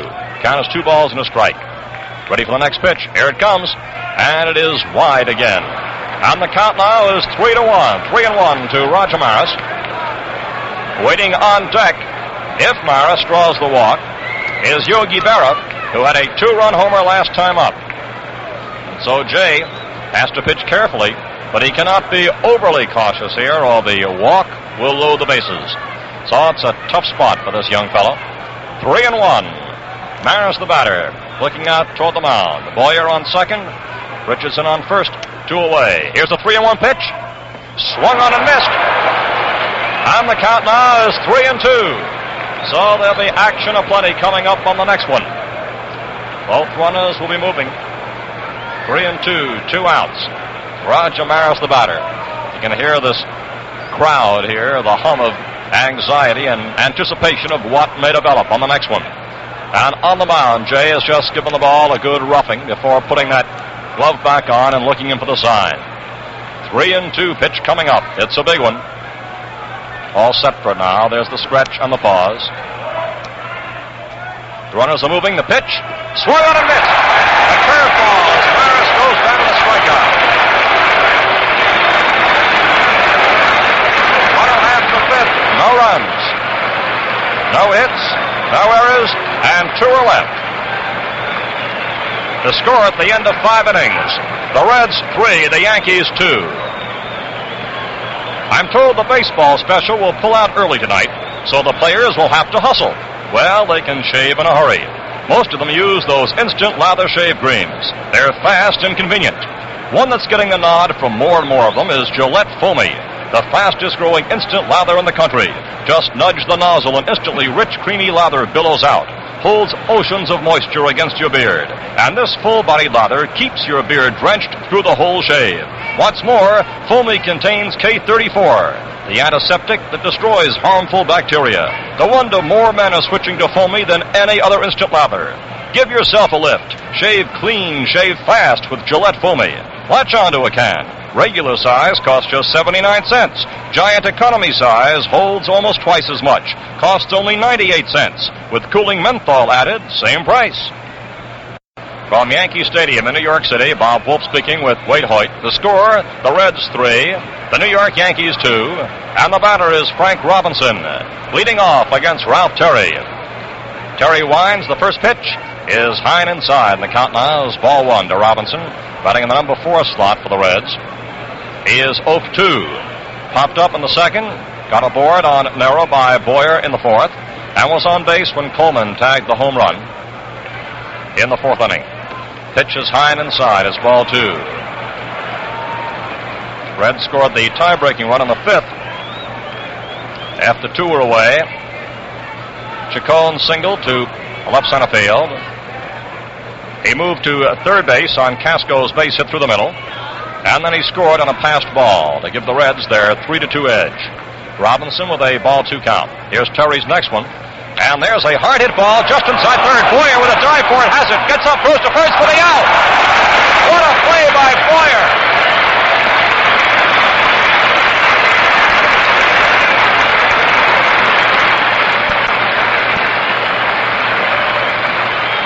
This Boyer is just amazing in this series. Robinson slashed a hard-hit ball just a few feet inside third. Boyer made a head-first dive for a ball, came up with it, scrambled to his feet, and threw Robinson out. Just to add to the list of sensational plays that Boyer has already made in just 2 games. Batter is Coleman. Brad is buzzing about that one. Boyer pulled 2 great ones yesterday. There's a foul outside of first off Coleman's bat, and it's strike 1. And the amazing thing, Boyer has shown that he can make the plays equally to both his right and his left. He made a great play on Freese going to his right yesterday, and then on Gurnett to his left also, this time to his right again on Robinson. Here's the pitch to Coleman, and it's inside, moving Coleman back. Count now is 1-1. Coleman grounded out in the second. He homered into the bleacher seats in right center in the 4th with Robinson aboard. Here's the next pitch to Coleman, and he fouls it back. Count now is ball 1, strike 2. The home run by Coleman sailed into the seats just over the extreme left end of the auxiliary scoreboard out there in right center field. Ball that was tagged over 400 feet. Count now, ball 1, strike 2 to Gordy Coleman. 1 away in the top of the 6th. Score, Reds 3, Yankees 2. Terry all set to work. Gets the sign now from Elston Howard. Coleman in and waiting. He's batting 5th in the batting order. Left-handed batter. Here's Terry's next one. And a changeup is missed.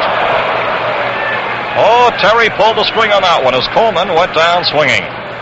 Coleman had dug in that time, expecting that Terry would be bearing down, but Terry changed speeds. And that's strikeout number 7. Posted by Ralph Terry. As Wally Post, it was an infield hit and is also whipped, steps in now with 2 away in the top of the 6th inning. Score 3-2, Reds in front. Here comes the pitch. And there's a liner going out to left to the line. It's in there for a base hit, and it hops up against the fence and left. There's Berra going over to field it. And into second base goes Wally Post.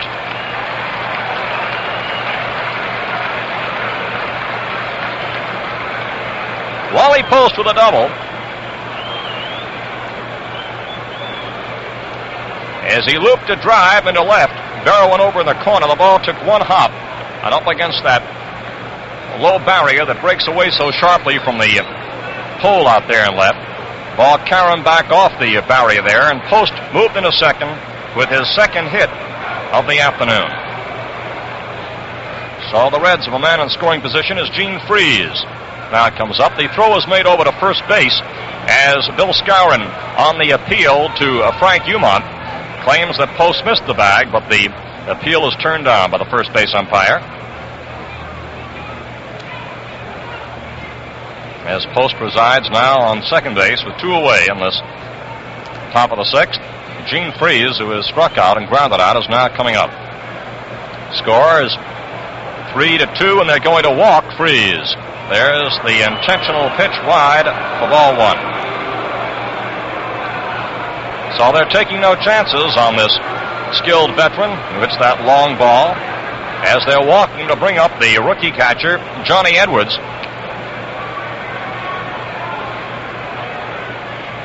And there is the intentional walk as ball 4 now comes in, and Freeze trots down to first base. And Edwards, the youngster who didn't make the starting lineup until just about an hour or so before game time, is now stepping up. He's a left-handed batter. And despite the fact that he is a left-hander against the right-handed Terry, the Yankees are gambling on getting this young fellow out. Post is on second, Freeze is on first, and Edwards, who is rounded out and lined out, is coming up now. Steps in. Score 3-2, the Reds lead. We're in the top of the 6th. Pitch, and there's a ground ball, which is into right field for a base hit. Here's Post grounding third. Blanchard makes the throw to second. Post scores. Freeze is in at third, and Edwards comes through with a ground single to right.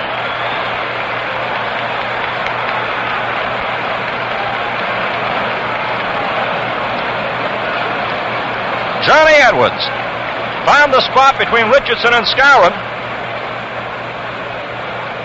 As he was up to the challenge, the Yankees decided to pitch to him, and he responded by hitting a clean single in the hole to right field in between Richardson and Skowron, scoring Post and moving Freeze to third base. So the Reds now lead by a score of 4-2. And here's Joey J., who is a switch hitter batting left-handed, coming up, hoping to keep things alive for Cincinnati. Jay steps in now, left-hander at the plate. Stretching the pause by Terry. The pitch is a strike in the outside corner. Score is 4-2. The Reds lead the New York Yankees with 6 hits. 2-2 so far for New York. Those are the hit totals in reverse of yesterday's game. The pitch swung on, a ground ball moving forward as Richardson to his right. He's up with a throw to first base, fully out. So Jay is retired and the side is retired in this 6th inning. In this frame, the Reds come up with 1 run. There were 2 hits, no errors, and 2 are left. The score at the end of 5.5 innings: Cincinnati 4, New York 2.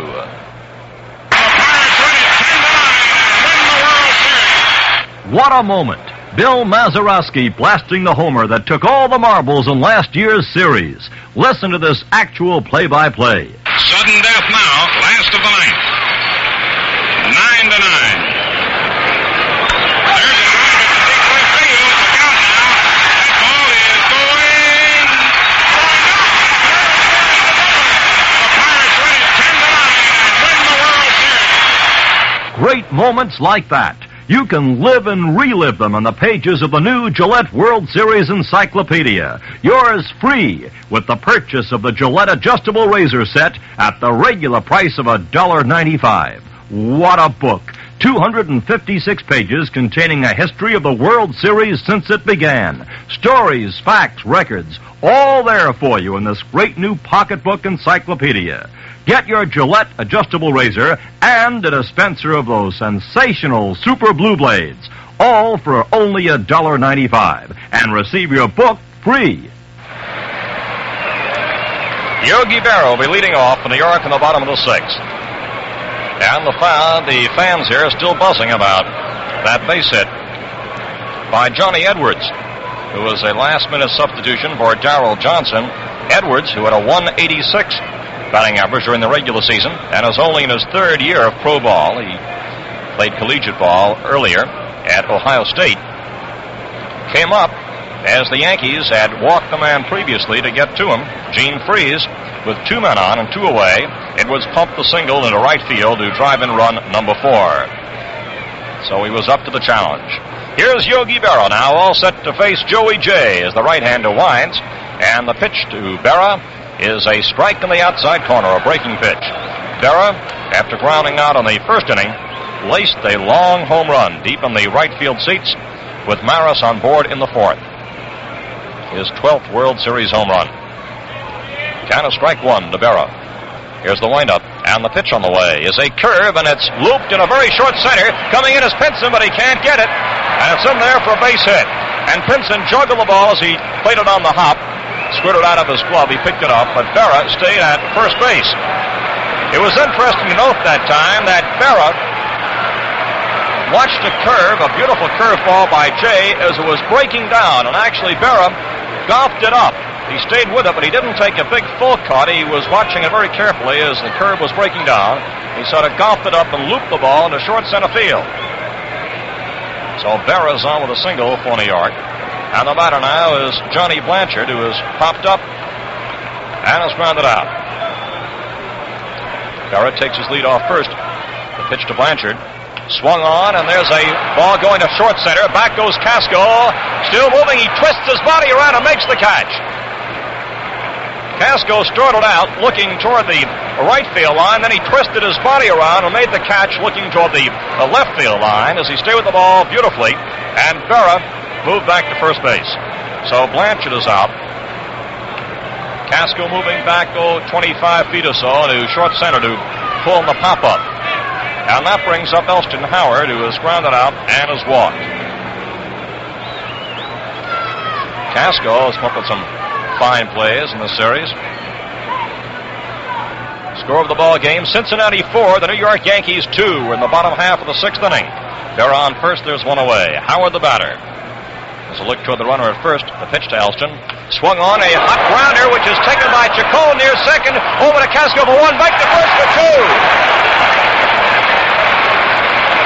Beautiful defensive play by Cincinnati as Chacon on a hard hit ball. We're moving to his right. Come up with it over to Casco and back to Coleman for an inning-ending double play. And they've uncorked some beauties this afternoon. So in the bottom half of the 6th, the total show, no runs, 1 hit, no errors, and nobody left. And the score at the end of 6 innings, Cincinnati 4 and New York 2. You know what is interesting, and I'm sure will come to the attention of you fans who are listening in right now, is the fact that newcomers in the lineup today, as so often happens, have spelled quite a difference in the Reds' play. The men whose positions they have taken, of course, are sterling ball players in every regard. And naturally, the first-line regulars, and because of their ability, that's why they got the jobs. But this afternoon, We have seen Chacon come up with a couple of dazzling plays defensively. And we have seen Johnny Edwards, also a replacement, come up with a big base hit. So it shows that the Reds bench is certainly doing the job as well as their first-line starters. Now as we move into the 7th inning, here is Elio Chacon, who is coming up to face Ralph Terry. Chacon has fly deep to left. Berra took his long fly back on the cinder path and left, back in the first inning. Chacon has walked, and then he singled to left center field. And it was his daring and speed which enabled him to come in as the ball bounced out of the mitt of Elston Howard in the 5th inning. Didn't roll too far from the plate, but Chacon got a quick break. And as Howard couldn't quite believe that Chacon might be coming in, Howard first looked to second. Chacon came legging in. Howard then saw the runner. He made a dive for him, but it was too late as Chacon slid in safely with run number 3. And there's strike 1 call to Chacon. We're in the 7th inning of an exciting ball game. The Reds lead 4-2. Ralph Terry on the mound. The pitch, a change-up curve, comes in low. And the count now is 1-1. Chacon is followed by Casco and by Pinson. The Yankees are playing Chacon straight away. Just very slightly shaded to left. Maris is just a little bit toward left center. Pitch is low again. The count now is 2 balls, strike 1. Maris is in center field this afternoon. Berra's in left, Blanchard in right. Mantle is out. It's post-operation wound proving a bit too hard. There's a high fly ball off Chacon's bat to deep left. Berra's back in the cinder path, has it, and that's twice that Chacon has flied out to Yogi Berra on that cinder path out there in left. 2 long outs off the bat of Chacon. His first time up, and now leading off here in the 7th. And interspersed with those 2 outs, a walk and a single to left center field. This fellow's not very large, Chacon, but he swings with surprising power. Here's Eddie Casco, who has whiffed twice and singled once. The Yankee bullpen is active now. Here's the pitch. Casco swings, sends a fly ball to left center field. Maris is moving under it, waiting now, and has it. And Casco is out number 2. The Yankee bullpen is now active as the Yankees are trailing by a score of 4-2. We're in the 7th with 2 away, and the batter is Veda Pinson, another one of the Red speed merchants. There's Blanchard going deep and right. He's still going back, and he's playing right now on the edge of the cinder path and right for Veda Pinson, batting 3rd in the Reds lineup. Here's the pitch from Terry, and a curve is low and in the dirt, skipping right by Howard for ball 1. The 7th inning of play, the score of the ball game. Cincinnati 4, the New York Yankees 2. Pinson the batter, count is ball 1. Terry all set to work. Third baseman Boyer has come in for Pinson because of Pinson's great speed.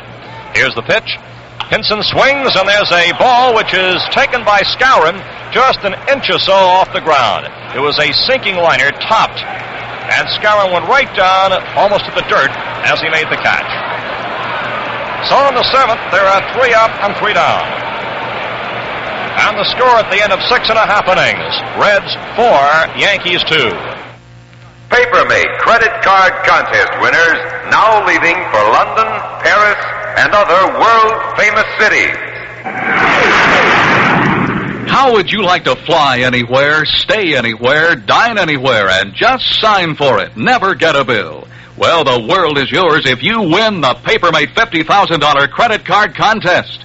You'll fly the finest on TWA Superjets and just sign for it using your TWA Air Travel Card. You'll stay at luxury hotels like the Royal Hawaiian in Honolulu, dine at famous restaurants in Paris or Rome, and just sign for it using your Diners Club card. You'll have a car when you want it with your Hertz Rent-A-Car card, gas when you need it with your Shell credit card. When it's time to pay, just pull out your Paper-Mate pen and sign for it. Never get a bill. Grand prize is $10,000 in credit or cash, 500 other prizes.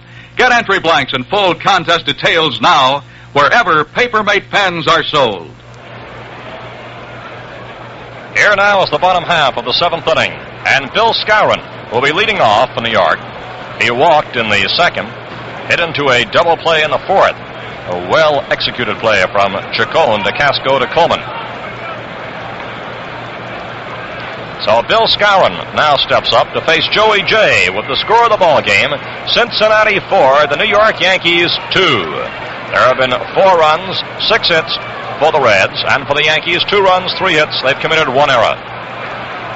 Skowron at the plate. Here's the windup by Jay. The first pitch to Skowron is bunted. Foul outside of first. And this bunt was almost in self-protection as Skowron had the bunting idea.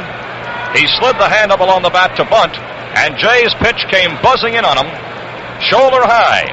And Skowron actually used the bat as a shield as the ball was bunted foul. Strike 1 to Bill Skowron. Now steps outside the batter's box for a moment. Skowron is particularly dangerous here in Yankee Stadium because of his power to all fields. Post is playing him over a little bit toward right center. Now Jay set to work with a 1-strike count to Bill Skowron. The windup, here comes the pitch, and it's a curve for a called strike, and that one really broke on the outside corner. Strike 2 to Bill Skowron. Jay steps back off the mound. He's rubbing up the ball. The count is strike 2 to Skowron. All set to go once again. Here's the sign now from Johnny Edwards. Jay takes a long time looking in toward home plate before starting the windup. Up goes the right arm. Here's the 2-strike pitch.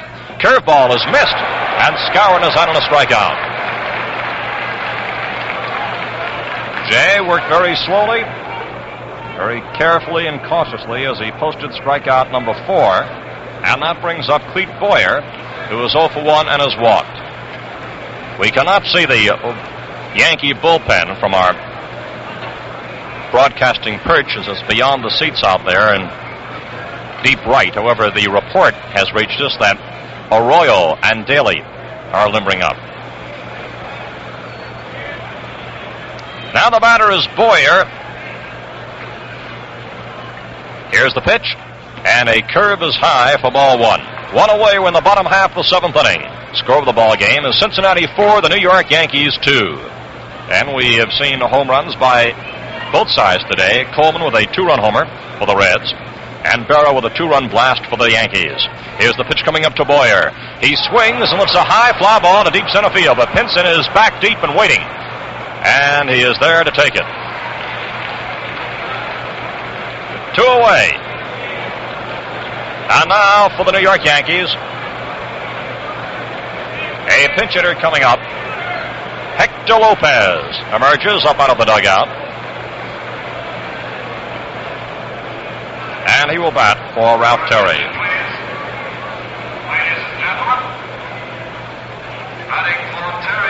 Hector Lopez is now stepping in.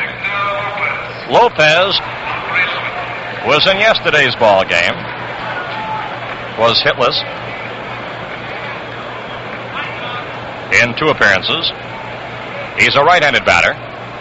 Comes up with 2 outs and nobody on. Good opposite field hitter. Pitch is foul to the right, and it's strike 1. So Ralph Terry is out of the game as Hector Lopez is now in as a pinch hitter with 2 away in the bottom of the 7th. The score 4-2 in favor of Cincinnati over the New York Yankees. The outfield has shifted slightly for Lopez, with Post moving a little closer toward that right field line, and Pinson is slightly to right center field, a big hole in left center. Here's the next pitch coming up. Inside and high, moving Lopez back from the plate. And the count now is 1-1 to Hector Lopez.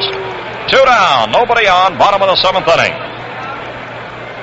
Lopez pauses outside the batter's box, knocks a little dirt out of his spikes, and now he's planting himself once again as he steps back in. Count is 1-1 to Lopez. 2 down, nobody on. Jay all set to work. Gets the sign now from Edwards. Right-hander starts the windup, and here's the 1-1 pitch. It's wide, and Lopez started to move for it, held back on the swing. Count now is 2 balls, strike 1. Cincinnati scored first in the ball game. Yankees came back to tie it in the same inning, the 4th, and the Reds have scored single runs in the 5th and 6th to take their 4-2 lead. Here's the 2-1 pitch coming up to Lopez. Inside, and the count now is 3-1. 3-1 to Lopez. 2 outs, Bobby Richardson kneeling in the on-deck circle. It's been a bright, sunny afternoon here in New York, and a very exciting contest. 3-1 to Lopez. Right-handed batter, in and waiting. Jay, as the game progresses, working a little more slowly between pitches. Ready for that 3-1 pitch now. Here it comes, and it's a fastball low as Lopez draws a walk. So the Yankees have a runner on first base with 2 down, and the batter is Bobby Richardson, 1 for 3 this afternoon.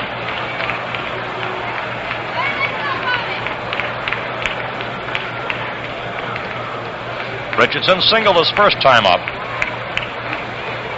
Then he popped up. Gone on a fielder's choice in the 5th. He's up now for the 4th time.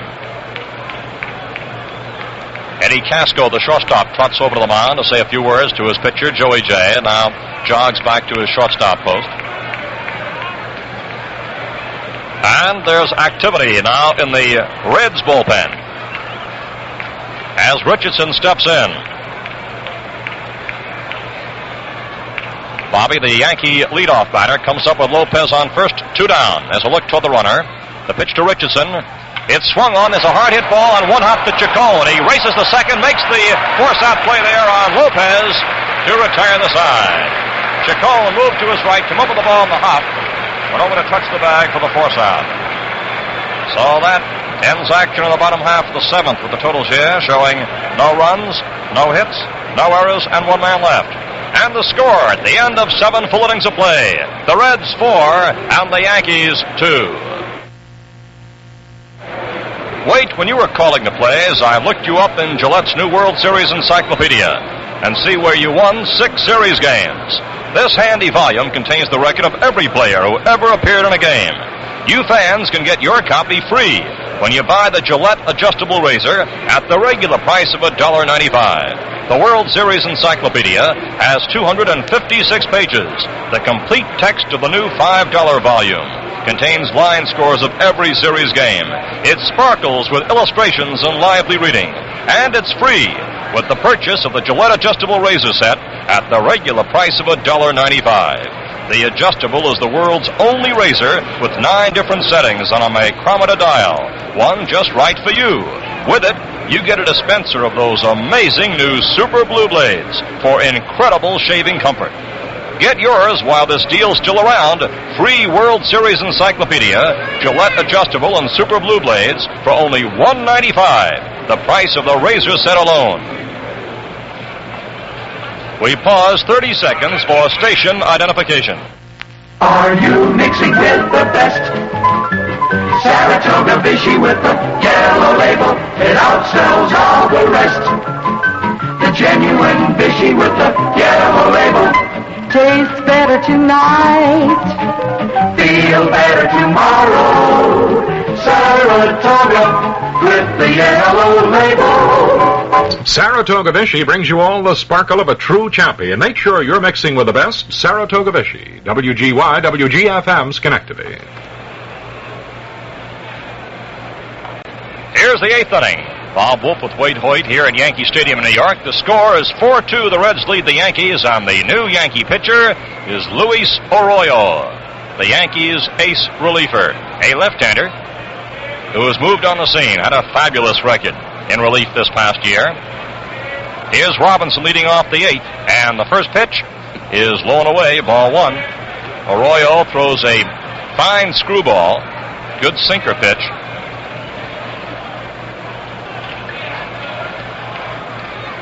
Left-hander, all set to work, ball 1 to Robinson. There's the next offering, and it's a strike in the outside corner. Count now is 1-1.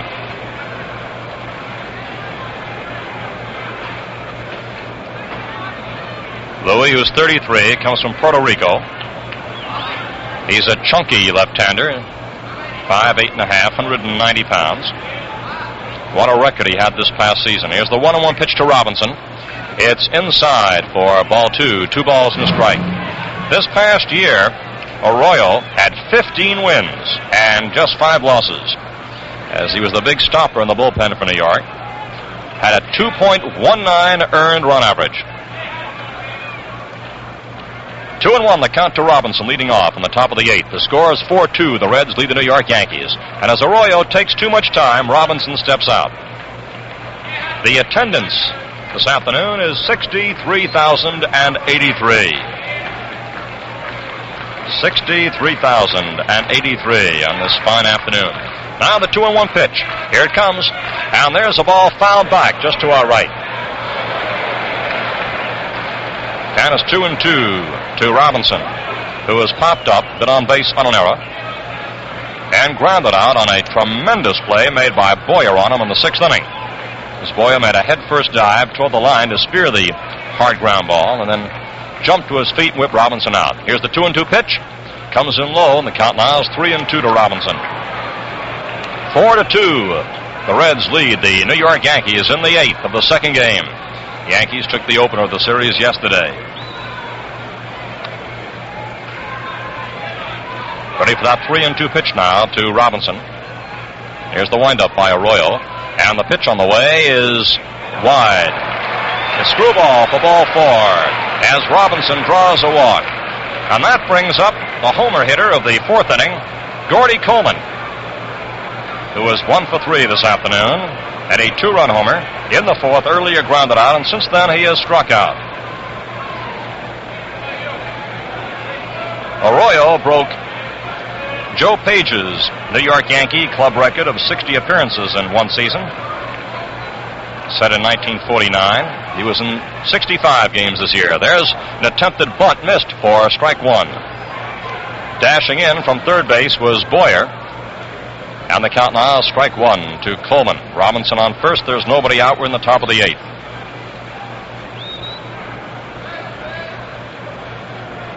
Louis no newcomer to the big leagues, but this is his biggest year of all. Here's the pitch. Coleman sends a dribbler along the third baseline. Arroyo goes over the field and makes a throw to first base. It's a wild throw. It's by Skowron. Robinson is rounding third. He's being waved in at the plate. He scores. There's a throw being made to third base, and the out is made on Coleman sliding in as Blanchard picked up the ball and made a fine throw from right field to third for the out. Coleman topped that ball along the third baseline, and a few feet in, Arroyo went over to pick it up, made a wide throw by the first baseman as the run scored, and then the throw from Blanchard going to third base to Boyer nabbed Coleman, who tried to stretch it all the way over to that hot corner. I'll give you the scoring in just a moment on it. The run by Robinson gives the Reds a lead of 5-2. Batter Wally Post in the foul for strike 1. Scored as a hit, and then an error by Arroyo. Here's the pitch. Swung on. It's a line shot to left field. In comes Berra, and the ball goes by Berra. He apparently misjudged it. Couldn't quite see it out there. On the way to second base is Post. He rounds third. He's on the way to third, and he goes into third standing up. Berra came darting in, and he reached down just below his waist, and the ball just seemed to go right by him. I don't believe he touched it at all, as the ball went right by him. It's a very vicious sun field out there in left, and Berra may have been looking up in the sun that time and missed the ball. So Wally Post is on third base.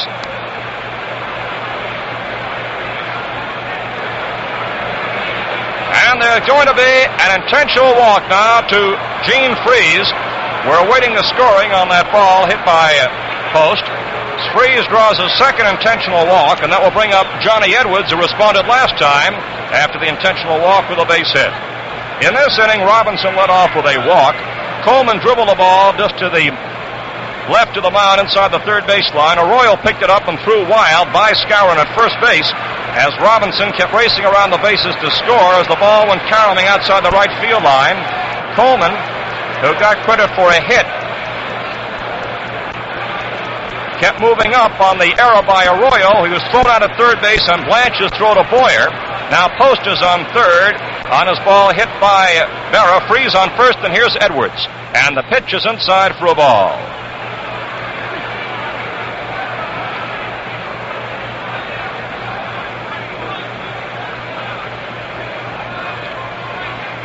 Ball one to Edwards. Here's the next pitch coming up, and Edwards swings and lifts a little pop-up in a very short left over the head of Boyer. Coming in to score is Post. Freeze goes to third, and into second base goes Edwards. The bat broke in half that time as Edwards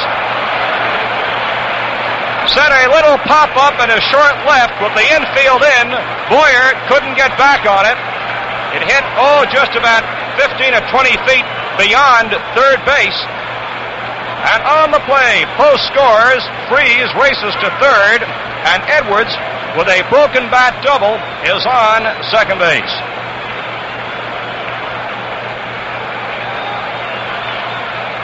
So, the score is now 6-2 Cincinnati, and the batter is Joey J. The infield is drawn tight with runners on second and third. One out. There's ball one wide. The Yankees have committed 2 errors in this inning, and the Reds have come up with 2 hits. Infield drawn tight. There's a false break at third by Freeze. The pitch is wide for a ball. Ball 2 to Joey J. as Freeze broke about a third of the way from third toward home and then put on the brakes. Freeze on third. Edwards is on second. Reds have scored twice in the inning. They lead 6-2. Louis Arroyo winds. Here's the pitch to Jay, and it comes in low, ball 3.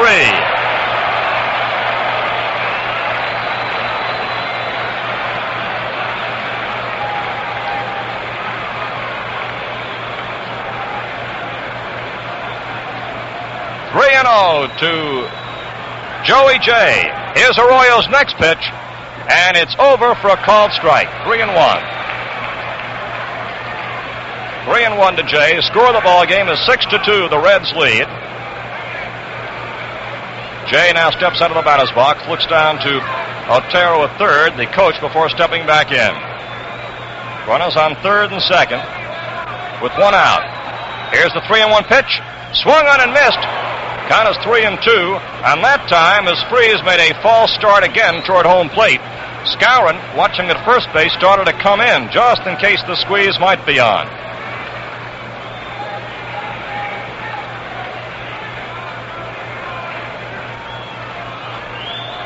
Here's the next pitch, and a swing and a miss for the strikeout. So Jay goes down swing on a 3-2 pitch for the strikeout. And that brings up the leadoff batter, Elio Chacon, as the Yankee infield now goes back with 2 away, 2 runs across, and Chacon stepping up. Runners on third and second.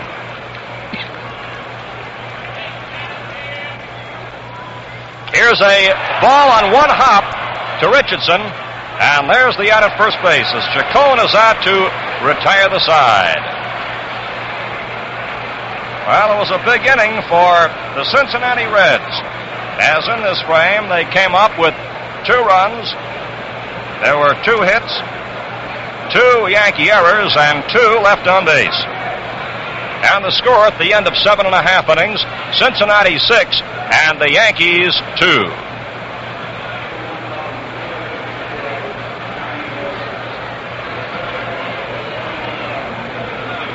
In the bottom half of the 8th inning, Kubek leads off, followed by Maris and Berra.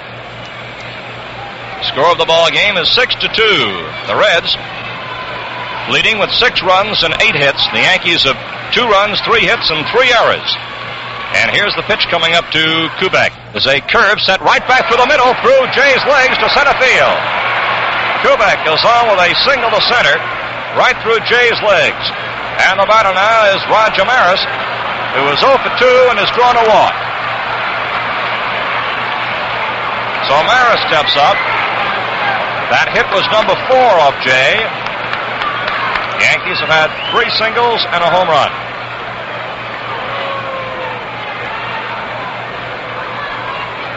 As Roger Maris comes up now with Kubek on first and nobody out.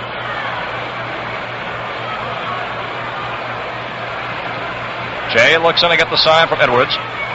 Kubek takes a lead off first base. Here's the pitch, and it's on the inside corner for a called strike. Strike 1 to Maris. Yogi Berra on deck. Yogi at the plate this afternoon has delivered 2 hits, including a 2-run homer.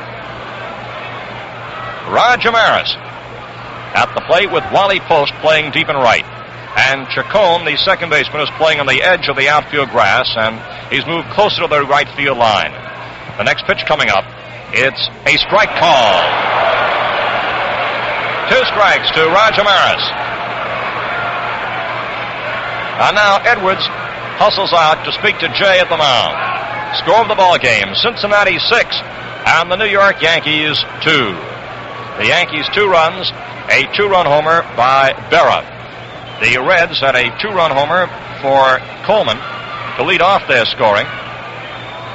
Added single runs in the 5th and the 6th and 2 more in the top of the 8th. Now Edwards is back. Count on Maris, strike 2. Jay takes a look toward first base, then comes in with the pitch, swung on and missed. Maris is out on the strikeout. That's the 5th strikeout for Jay, and he's nabbed Maris twice. And this brings up Yogi Berra. Yogi playing a rough sun field here in Yankee Stadium. Saw a ball well tagged by Wally Post go by him. Yogi may have ticked the ball with his glove as he came rushing in. The ball was not impeded much as it kept bouncing back, and Post moved to third in the play. It was scored as an error for Yogi. At the plate, though, Yogi is at a 2-run homer and a single. Tall right-hander set to work. Delivers, and Berra swings and sends a ball to right center field. Pinson moves, and he has it.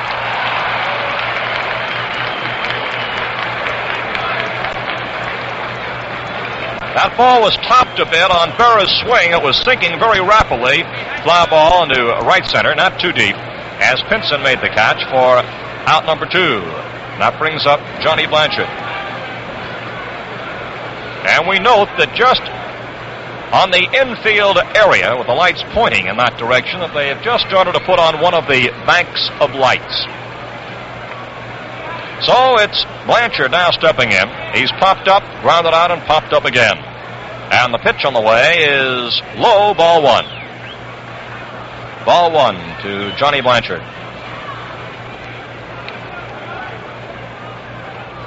Jocko Conlon kicks a little bit of dirt off home plate. Now comes back as Blanchard steps back in. Kubek on first base with 2 down. Joey J on the mound for Cincinnati, pitching a stout-hearted ball game this afternoon. The pitch is over for a called strike, and the count now is 1-1 to Blanchard. Blanchard has been a real clutch player this past season for the New York Yankees, coming up with big hits and game-winning homers.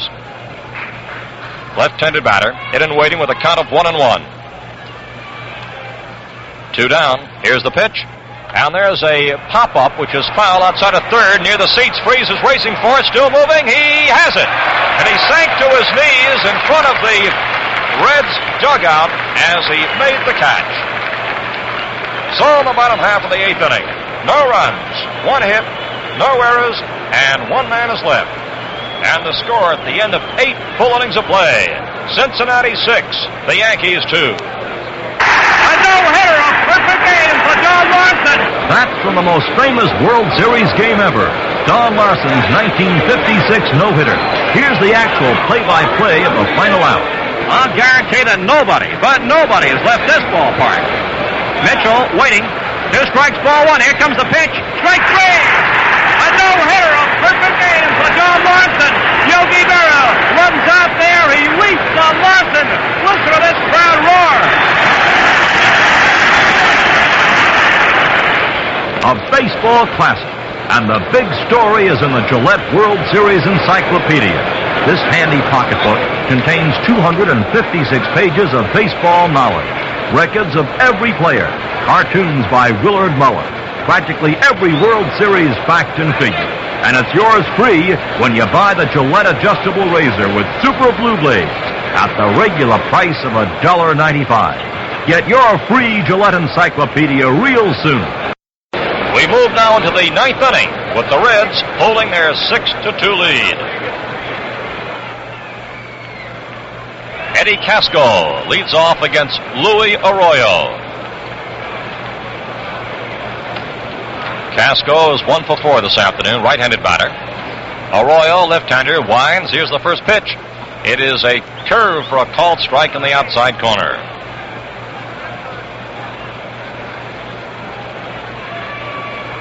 Strike one to Eddie Casco, be followed by Pinson and Robinson. Arroyo winds. Here's the left-hander's next pitch. A screwball comes in low, and the count now is 1-1. Score of the ball game, as we are in the ninth now, is 6-2, Cincinnati leading the second game of the series against the Yankees. Reds have had 8 hits, the Yankees 4. The Yankees have committed 3 errors. The pitch swung on. There's a pop-up. Bobby Richardson is moving under it, waiting for it now, and he has it just about 3 or 4 feet back in the grass in short right, as Casco is out number 1 in the top of the ninth inning. The batter stepping up is Vada Pinson, who is 0 for 4. He's grounded out in this game, flied out, struck out, and then he lined out. Left-handed batter. Comes up with 1 out and nobody on, facing Louis Arroyo. Ralph Terry started out the ball game, pitched a fine, creditable ball game today, followed by Arroyo in the 8th. Pitch comes in low. Ball 1 to Vada Pinson. Frank Robinson is on deck. And for the Reds so far has been Joey J pitching this afternoon with an excellent effort. The pitch to Pinson. Swung on and missed. The count now is 1-1. Each team has had 1 home run this afternoon. 2-run homer by Coleman and a 2-run homer by Yogi Berra.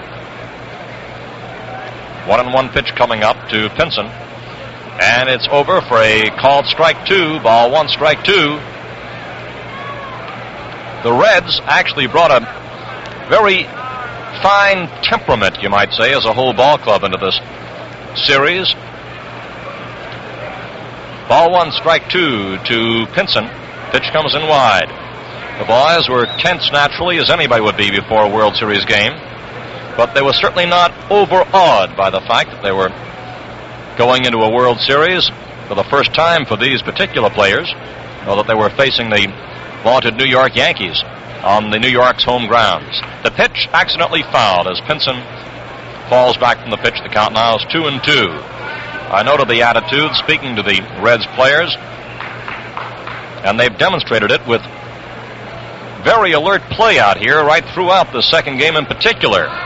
On the bases, defensively, and as a consequence, they're leading at this moment by a score of 6-2. The pitch coming up to Pinson, swung on. There's a fly ball to short left. Berra's racing for it toward the line. He cannot get it. Plays it on the hop. There's Pinson on the way to second, and he goes in, standing up, beating the throw.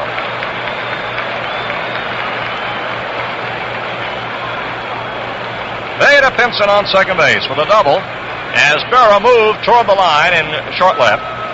Couldn't get to it. Oh, that's a wicked sun up there. I noticed that Yogi was looking up as he ran. Robinson now steps up with Pinson in scoring position and 1 away. Score is 6-2 as Cincinnati leads. Here's the pitch. Robinson takes wide for a ball. Robinson is 0 for 3, but he has scored 2 runs this afternoon. He got on base on an error and on a walk, and he scored both times. Ball 1 to Robinson. Arroyo set to work. Here's the next pitch. A high pop-up, which is just foul outside the left field line. Back goes Boyer, and he reaches and has it. Tony Kubek was going over right beside him. As Robinson is out on the foul pop-up, the foul line extends toward the seats, which jut out there, and Boyer went over close to the seats to pull that one in for out number 2. And that brings to the plate Gordy Coleman, who has 2 hits today, including a 2-run homer. He topped the ball in the 8th inning, which actually opened up the gates again for the Reds. Scored as a base hit and an error. He swings with a vicious cut and misses for strike 1. Arroyo went over to pick up the little top ball.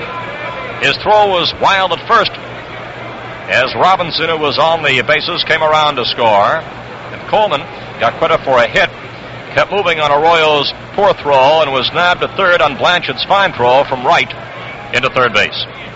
Here's the pitch, and there's a hard hit ball, which is taken by Skowron, covering as Arroyo for the out. So the side is retired, and a good defensive play. And in the top of the 9th, no runs, 1 hit, no errors, and 1 left. And the score at the end of 8.5 innings, Cincinnati 6 and the Yankees 2. We pause 30 seconds for station identification.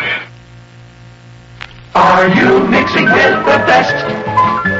Saratoga Vichy with the yellow label, it outsells all the rest. The genuine Vichy with the yellow label tastes better tonight, feel better tomorrow. Saratoga with the yellow label. For true excitement, you can't beat the World Series, and for the true excitement of a perfect mixer, you can't beat Saratoga Vichy. WGY, WGFM, Schenectady. Here in Yankee Stadium in New York, Bob Wolf with Wade Hoyt, the score of the ball game 6-2, and now the Yankees come up in the bottom half of inning number 9. And Elston Howard will be leading off against Joey J. He'll be followed by Bill Skowron and Clete Boyer, the listed hitters.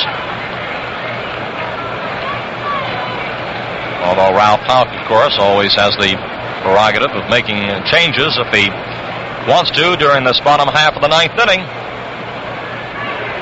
Howard, who will be leading off, grounded out. He has walked and he hit into a double play last time around. Jay all set to work. The bottom of the 9th inning, 6-2 Cincinnati. Jay starts the windup, and here's the first pitch to Howard. It's inside, ball 1.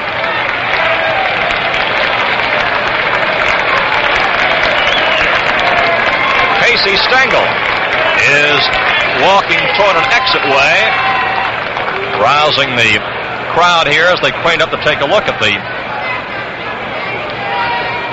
very colorful former Yankee manager. There's a ball topped just in front of home plate. It's picked up by Edwards, the throw to first base, and the throw is made to first base for the out.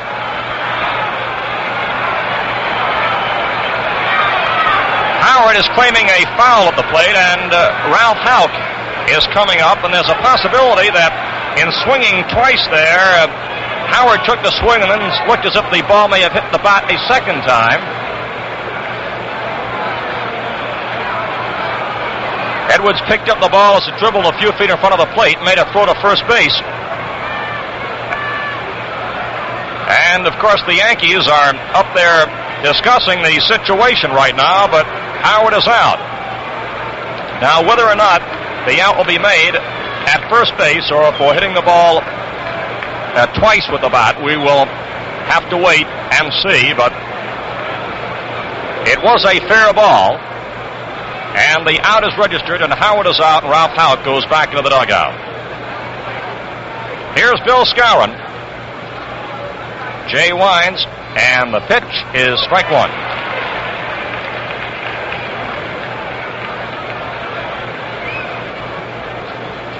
Strike 1 to Skowron, who is 0 for 2 and has walked. Here's the windup. And the next pitch, swung on and missed. Good curveball, the outside corner.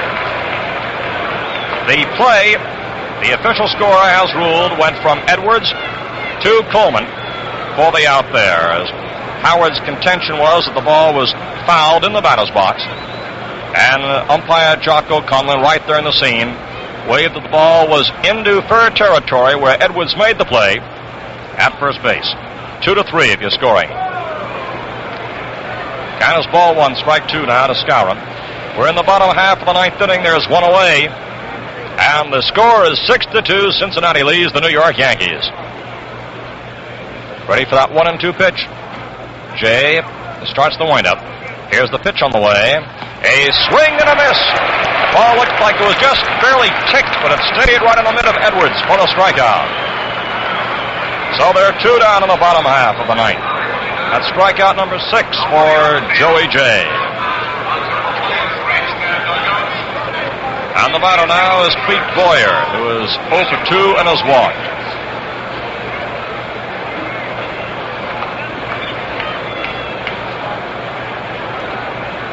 So, 2 down in the bottom of the ninth. And Clete Boyer steps in as the Reds are pressing at victory's door. Here's the pitch coming up. And there's a ball fouled back out of play for strike one. Strike one to Boyer. 2 down, nobody aboard. 6-2 Cincinnati over New York in the second game of the series. Joey J. on the mound, 21-game winner this past season. Rubbing up the ball, now puts the glove back on. Jay looks in. Gets the sign. This is first big league series assignment. Here's the pitch coming up to Boyer, and it comes in low, and the count now is 1-1. Reds infield talking it up behind their young right-hander. Jay toes the rubber. Count is 1-1 to Boyer. 2 down, bottom half of the ninth. Here's the sign from Edwards. Jay starts the windup, and here's the 1-1 pitch. It's swung on as a foul, which is going off to the left and going out of play, and the count now is ball one, strike two.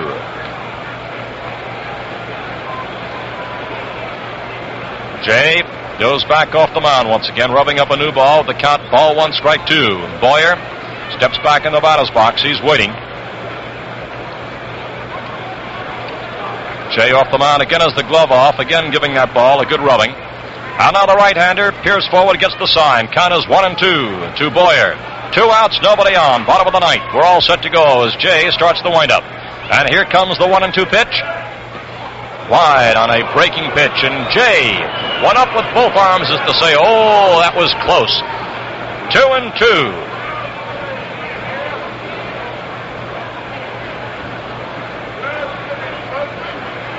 Ready for the next one now. 2-2 to Boyer. Here's the sign from Edwards. Jay all set. Boyer has that bat resting in his shoulder now. Takes it off as Jay starts the windup. And here comes the 2-2 pitch. High 3-2. And Jay obviously is bearing down, trying to get just that one more, which can be so elusive. He slipped just slightly coming off the mound that time. The count now is 3-2 to Boyer. The score of the ball game, 6-2 Cincinnati over the New York Yankees, with 2 outs in the bottom half of the ninth inning. And it's all the way to Boyer, 3-2. The Yankees with a past history of coming up with those unexpected rallies, particularly in the late innings, trying to ignite one now. 3-2. Jay getting the sign, the right-hander starts the windup. And here's the 3-2 pitch. There's a foul back.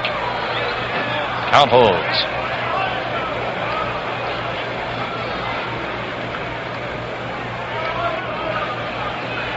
Joey Jay again back off the mound. 26-year-old right-hander. 6'4", 225-pounder. Again looks in, sights the target from Edwards. Count is 3-2.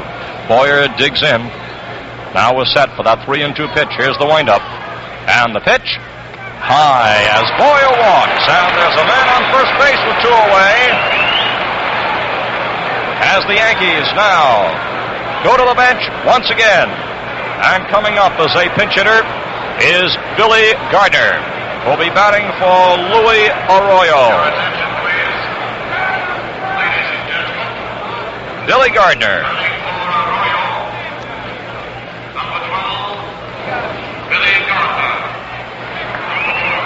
At a .225 batting average this past season, he's a right-handed batter. Acquired earlier in the year from the Minnesota Twins by the New York Yankees. Gardner steps in. The man on first 2 outs. The pitch is lined right to Casco. And there's the ball game.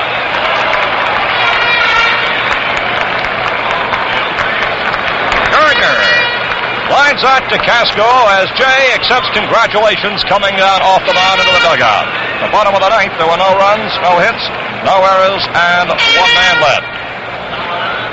And the final totals on the ball game: Cincinnati, 6 runs, 9 hits, no errors. Losing pitcher, Terry. And for the New York Yankees, 2 runs, 4 hits, and 3 errors. In a moment, we'll review the highlights of the game for you. In last year's series, the Yankees got more hits, scored more runs, and racked up the highest team batting average in the history of the series. Yet, the Pirates walked off with the champion's share. You'll find this and 1,000 other facts in the new Gillette World Series Encyclopedia, which is yours free with the purchase of the Gillette Adjustable Razor Set at the regular price of $1.95. This 256-page book is a statistical goldmine, jam-packed with series facts and figures, including the lifetime record of every player who ever appeared in a series. It contains every word of the new $5 hardbound World Series Encyclopedia, yet it doesn't cost you a cent.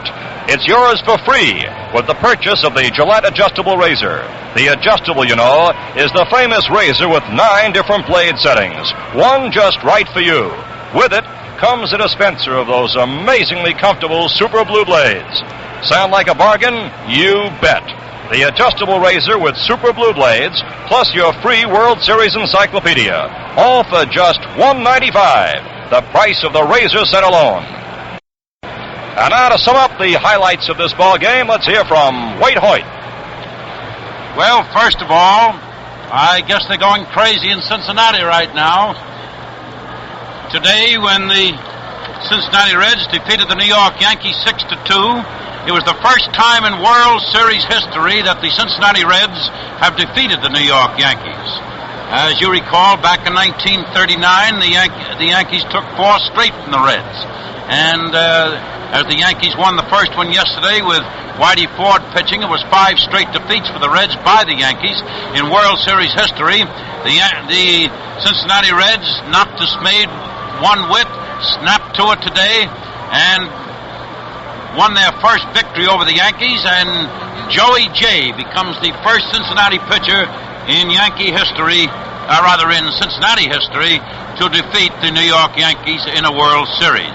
I would say Joey J's great pitching, supported by the Reds' batting, fielding, and a couple of breaks that went the way of the Reds today, overcame the New York Yankees.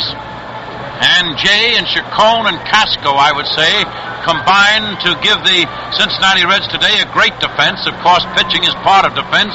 And when Joey Jay held the hard-hitting New York Yankees to 2 runs and 4 hits, why, he did another remarkable pitching task. And as a matter of fact, now the Yankees in 2 games against Cincinnati pitching have had a total of 4 runs and 10 hits, as they had 6 hits in yesterday's game. In the matter of batting, Coleman, of course, with his home run, scored the first runs by the Reds in this series, as Coleman propelled a long home run into the right field bleachers in the 4th inning after Robinson had reached base through an error. Of course, the Yankees came right back and tied it up, as Joey J walked Roger Maris, and then Yogi Berra, who's always a threat and always a tremendous hitter in the World Series, parked one out there in the right field pavilion to tie it up at 2-2. But twice in the ball game, they walked the rookie Johnny Edwards. They walked the 7th batter in the lineup, Gene Freeze, to get at Johnny Edwards, and twice in 2 successive turns at bat, the rookie Johnny Edwards came through with base hits to drive in 2 runs. In the 6th inning with a single, and in the 8th inning with a double. And, of course, that added materially to the Reds' build-up of the 6 runs. The Reds played a very good ball game today. Fine defensive work, as I say, by Casco. Excellent work by Chacon, who substituted for Blasingame because Blasingame is out with an injured index finger. There were 2 double plays by the Reds to spark it. And I would say also we can't forget that the New York Yankees third baseman, Clete Boyer certainly played another remarkable defensive game, and he is a tremendous third baseman. And, of course, on the offensive, Yogi Berra was in there with that homer. Now, quickly, Chacon had one hit, Casco had a single, Pinson had a double, Robinson had no hits, but he did score 2 runs. He reached base through an error and a base on balls. Coleman had 2 runs batted in with a home run, then he had an additional single, and Posthead was in there with a single and a double. He also scored 2 runs. Gene Freese was walked twice intentionally. Johnny Edwards batted in 2 runs with a single and a double. For the New York Yankees, Richardson had 1 hit, Kubek a single, Maris had no hits in 3 official trips. Maris has gone 7 turns to bat now without a hit. However, he did walk, and he scored on a home run by Berra.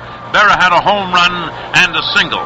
Then the rest of the batting order, Blanchard, Howard, Skowron, Boyer, Terry, Lopez, Arroyo, and Gardner had no hits whatsoever. As the Yankees wound up with 2 runs, 4 hits, and 3 errors. The winning team, the Cincinnati Reds, 6 runs, 9 hits, no errors.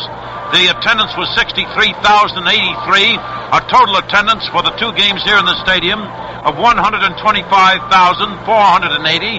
The time of this second game, the second World Series game, was 2 hours and 43 minutes. Terry was the losing pitcher, and Joey J was the winner. Jay was very good all the way through. He was a little bit wild, but on the other hand, Jay struck out 6, and he walked 6. The starting pitcher, Terry, walked 2, struck out 7. Arroyo, the reliever, walked 2 and struck out 1.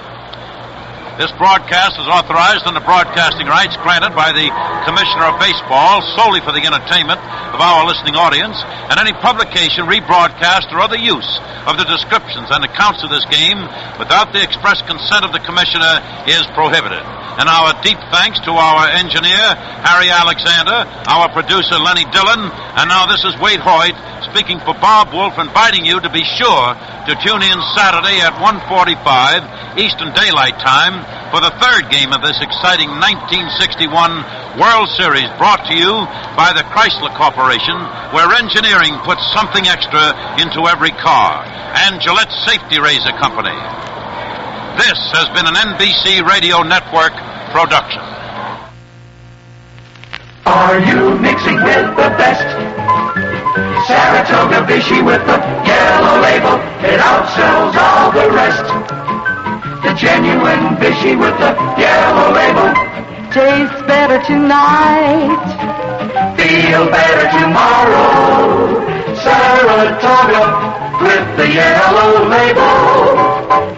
Hope you've enjoyed the game. Know you'll enjoy Saratoga Vichy. Make sure you're mixing with the best. Saratoga Vichy. This is WGY, WGFM, Schenectady. Thanks, Ed Eckert. You too, NBC, Cincinnati Redlegs, and New York Yankees. Well, so much for the thanks. We're back here on the Bill Edwardson Show now. 7 minutes till 4 o'clock. We're a little late. Going to be a little busy for the next couple of hours. You stay with us till 5:45 with music. First, we interrupt our program for this. Here is a special Chevrolet release. Listeners are urged to visit a Chevrolet dealer showroom to see the new models unveiled by the Chevrolet Motor Division. The new 1962 Chevrolet, Corvair, and the totally new Chevy 2 are receiving widespread public acclaim. Now, back to your regular program. We're back with Elliot Lawrence first, and Did You Say Dixie?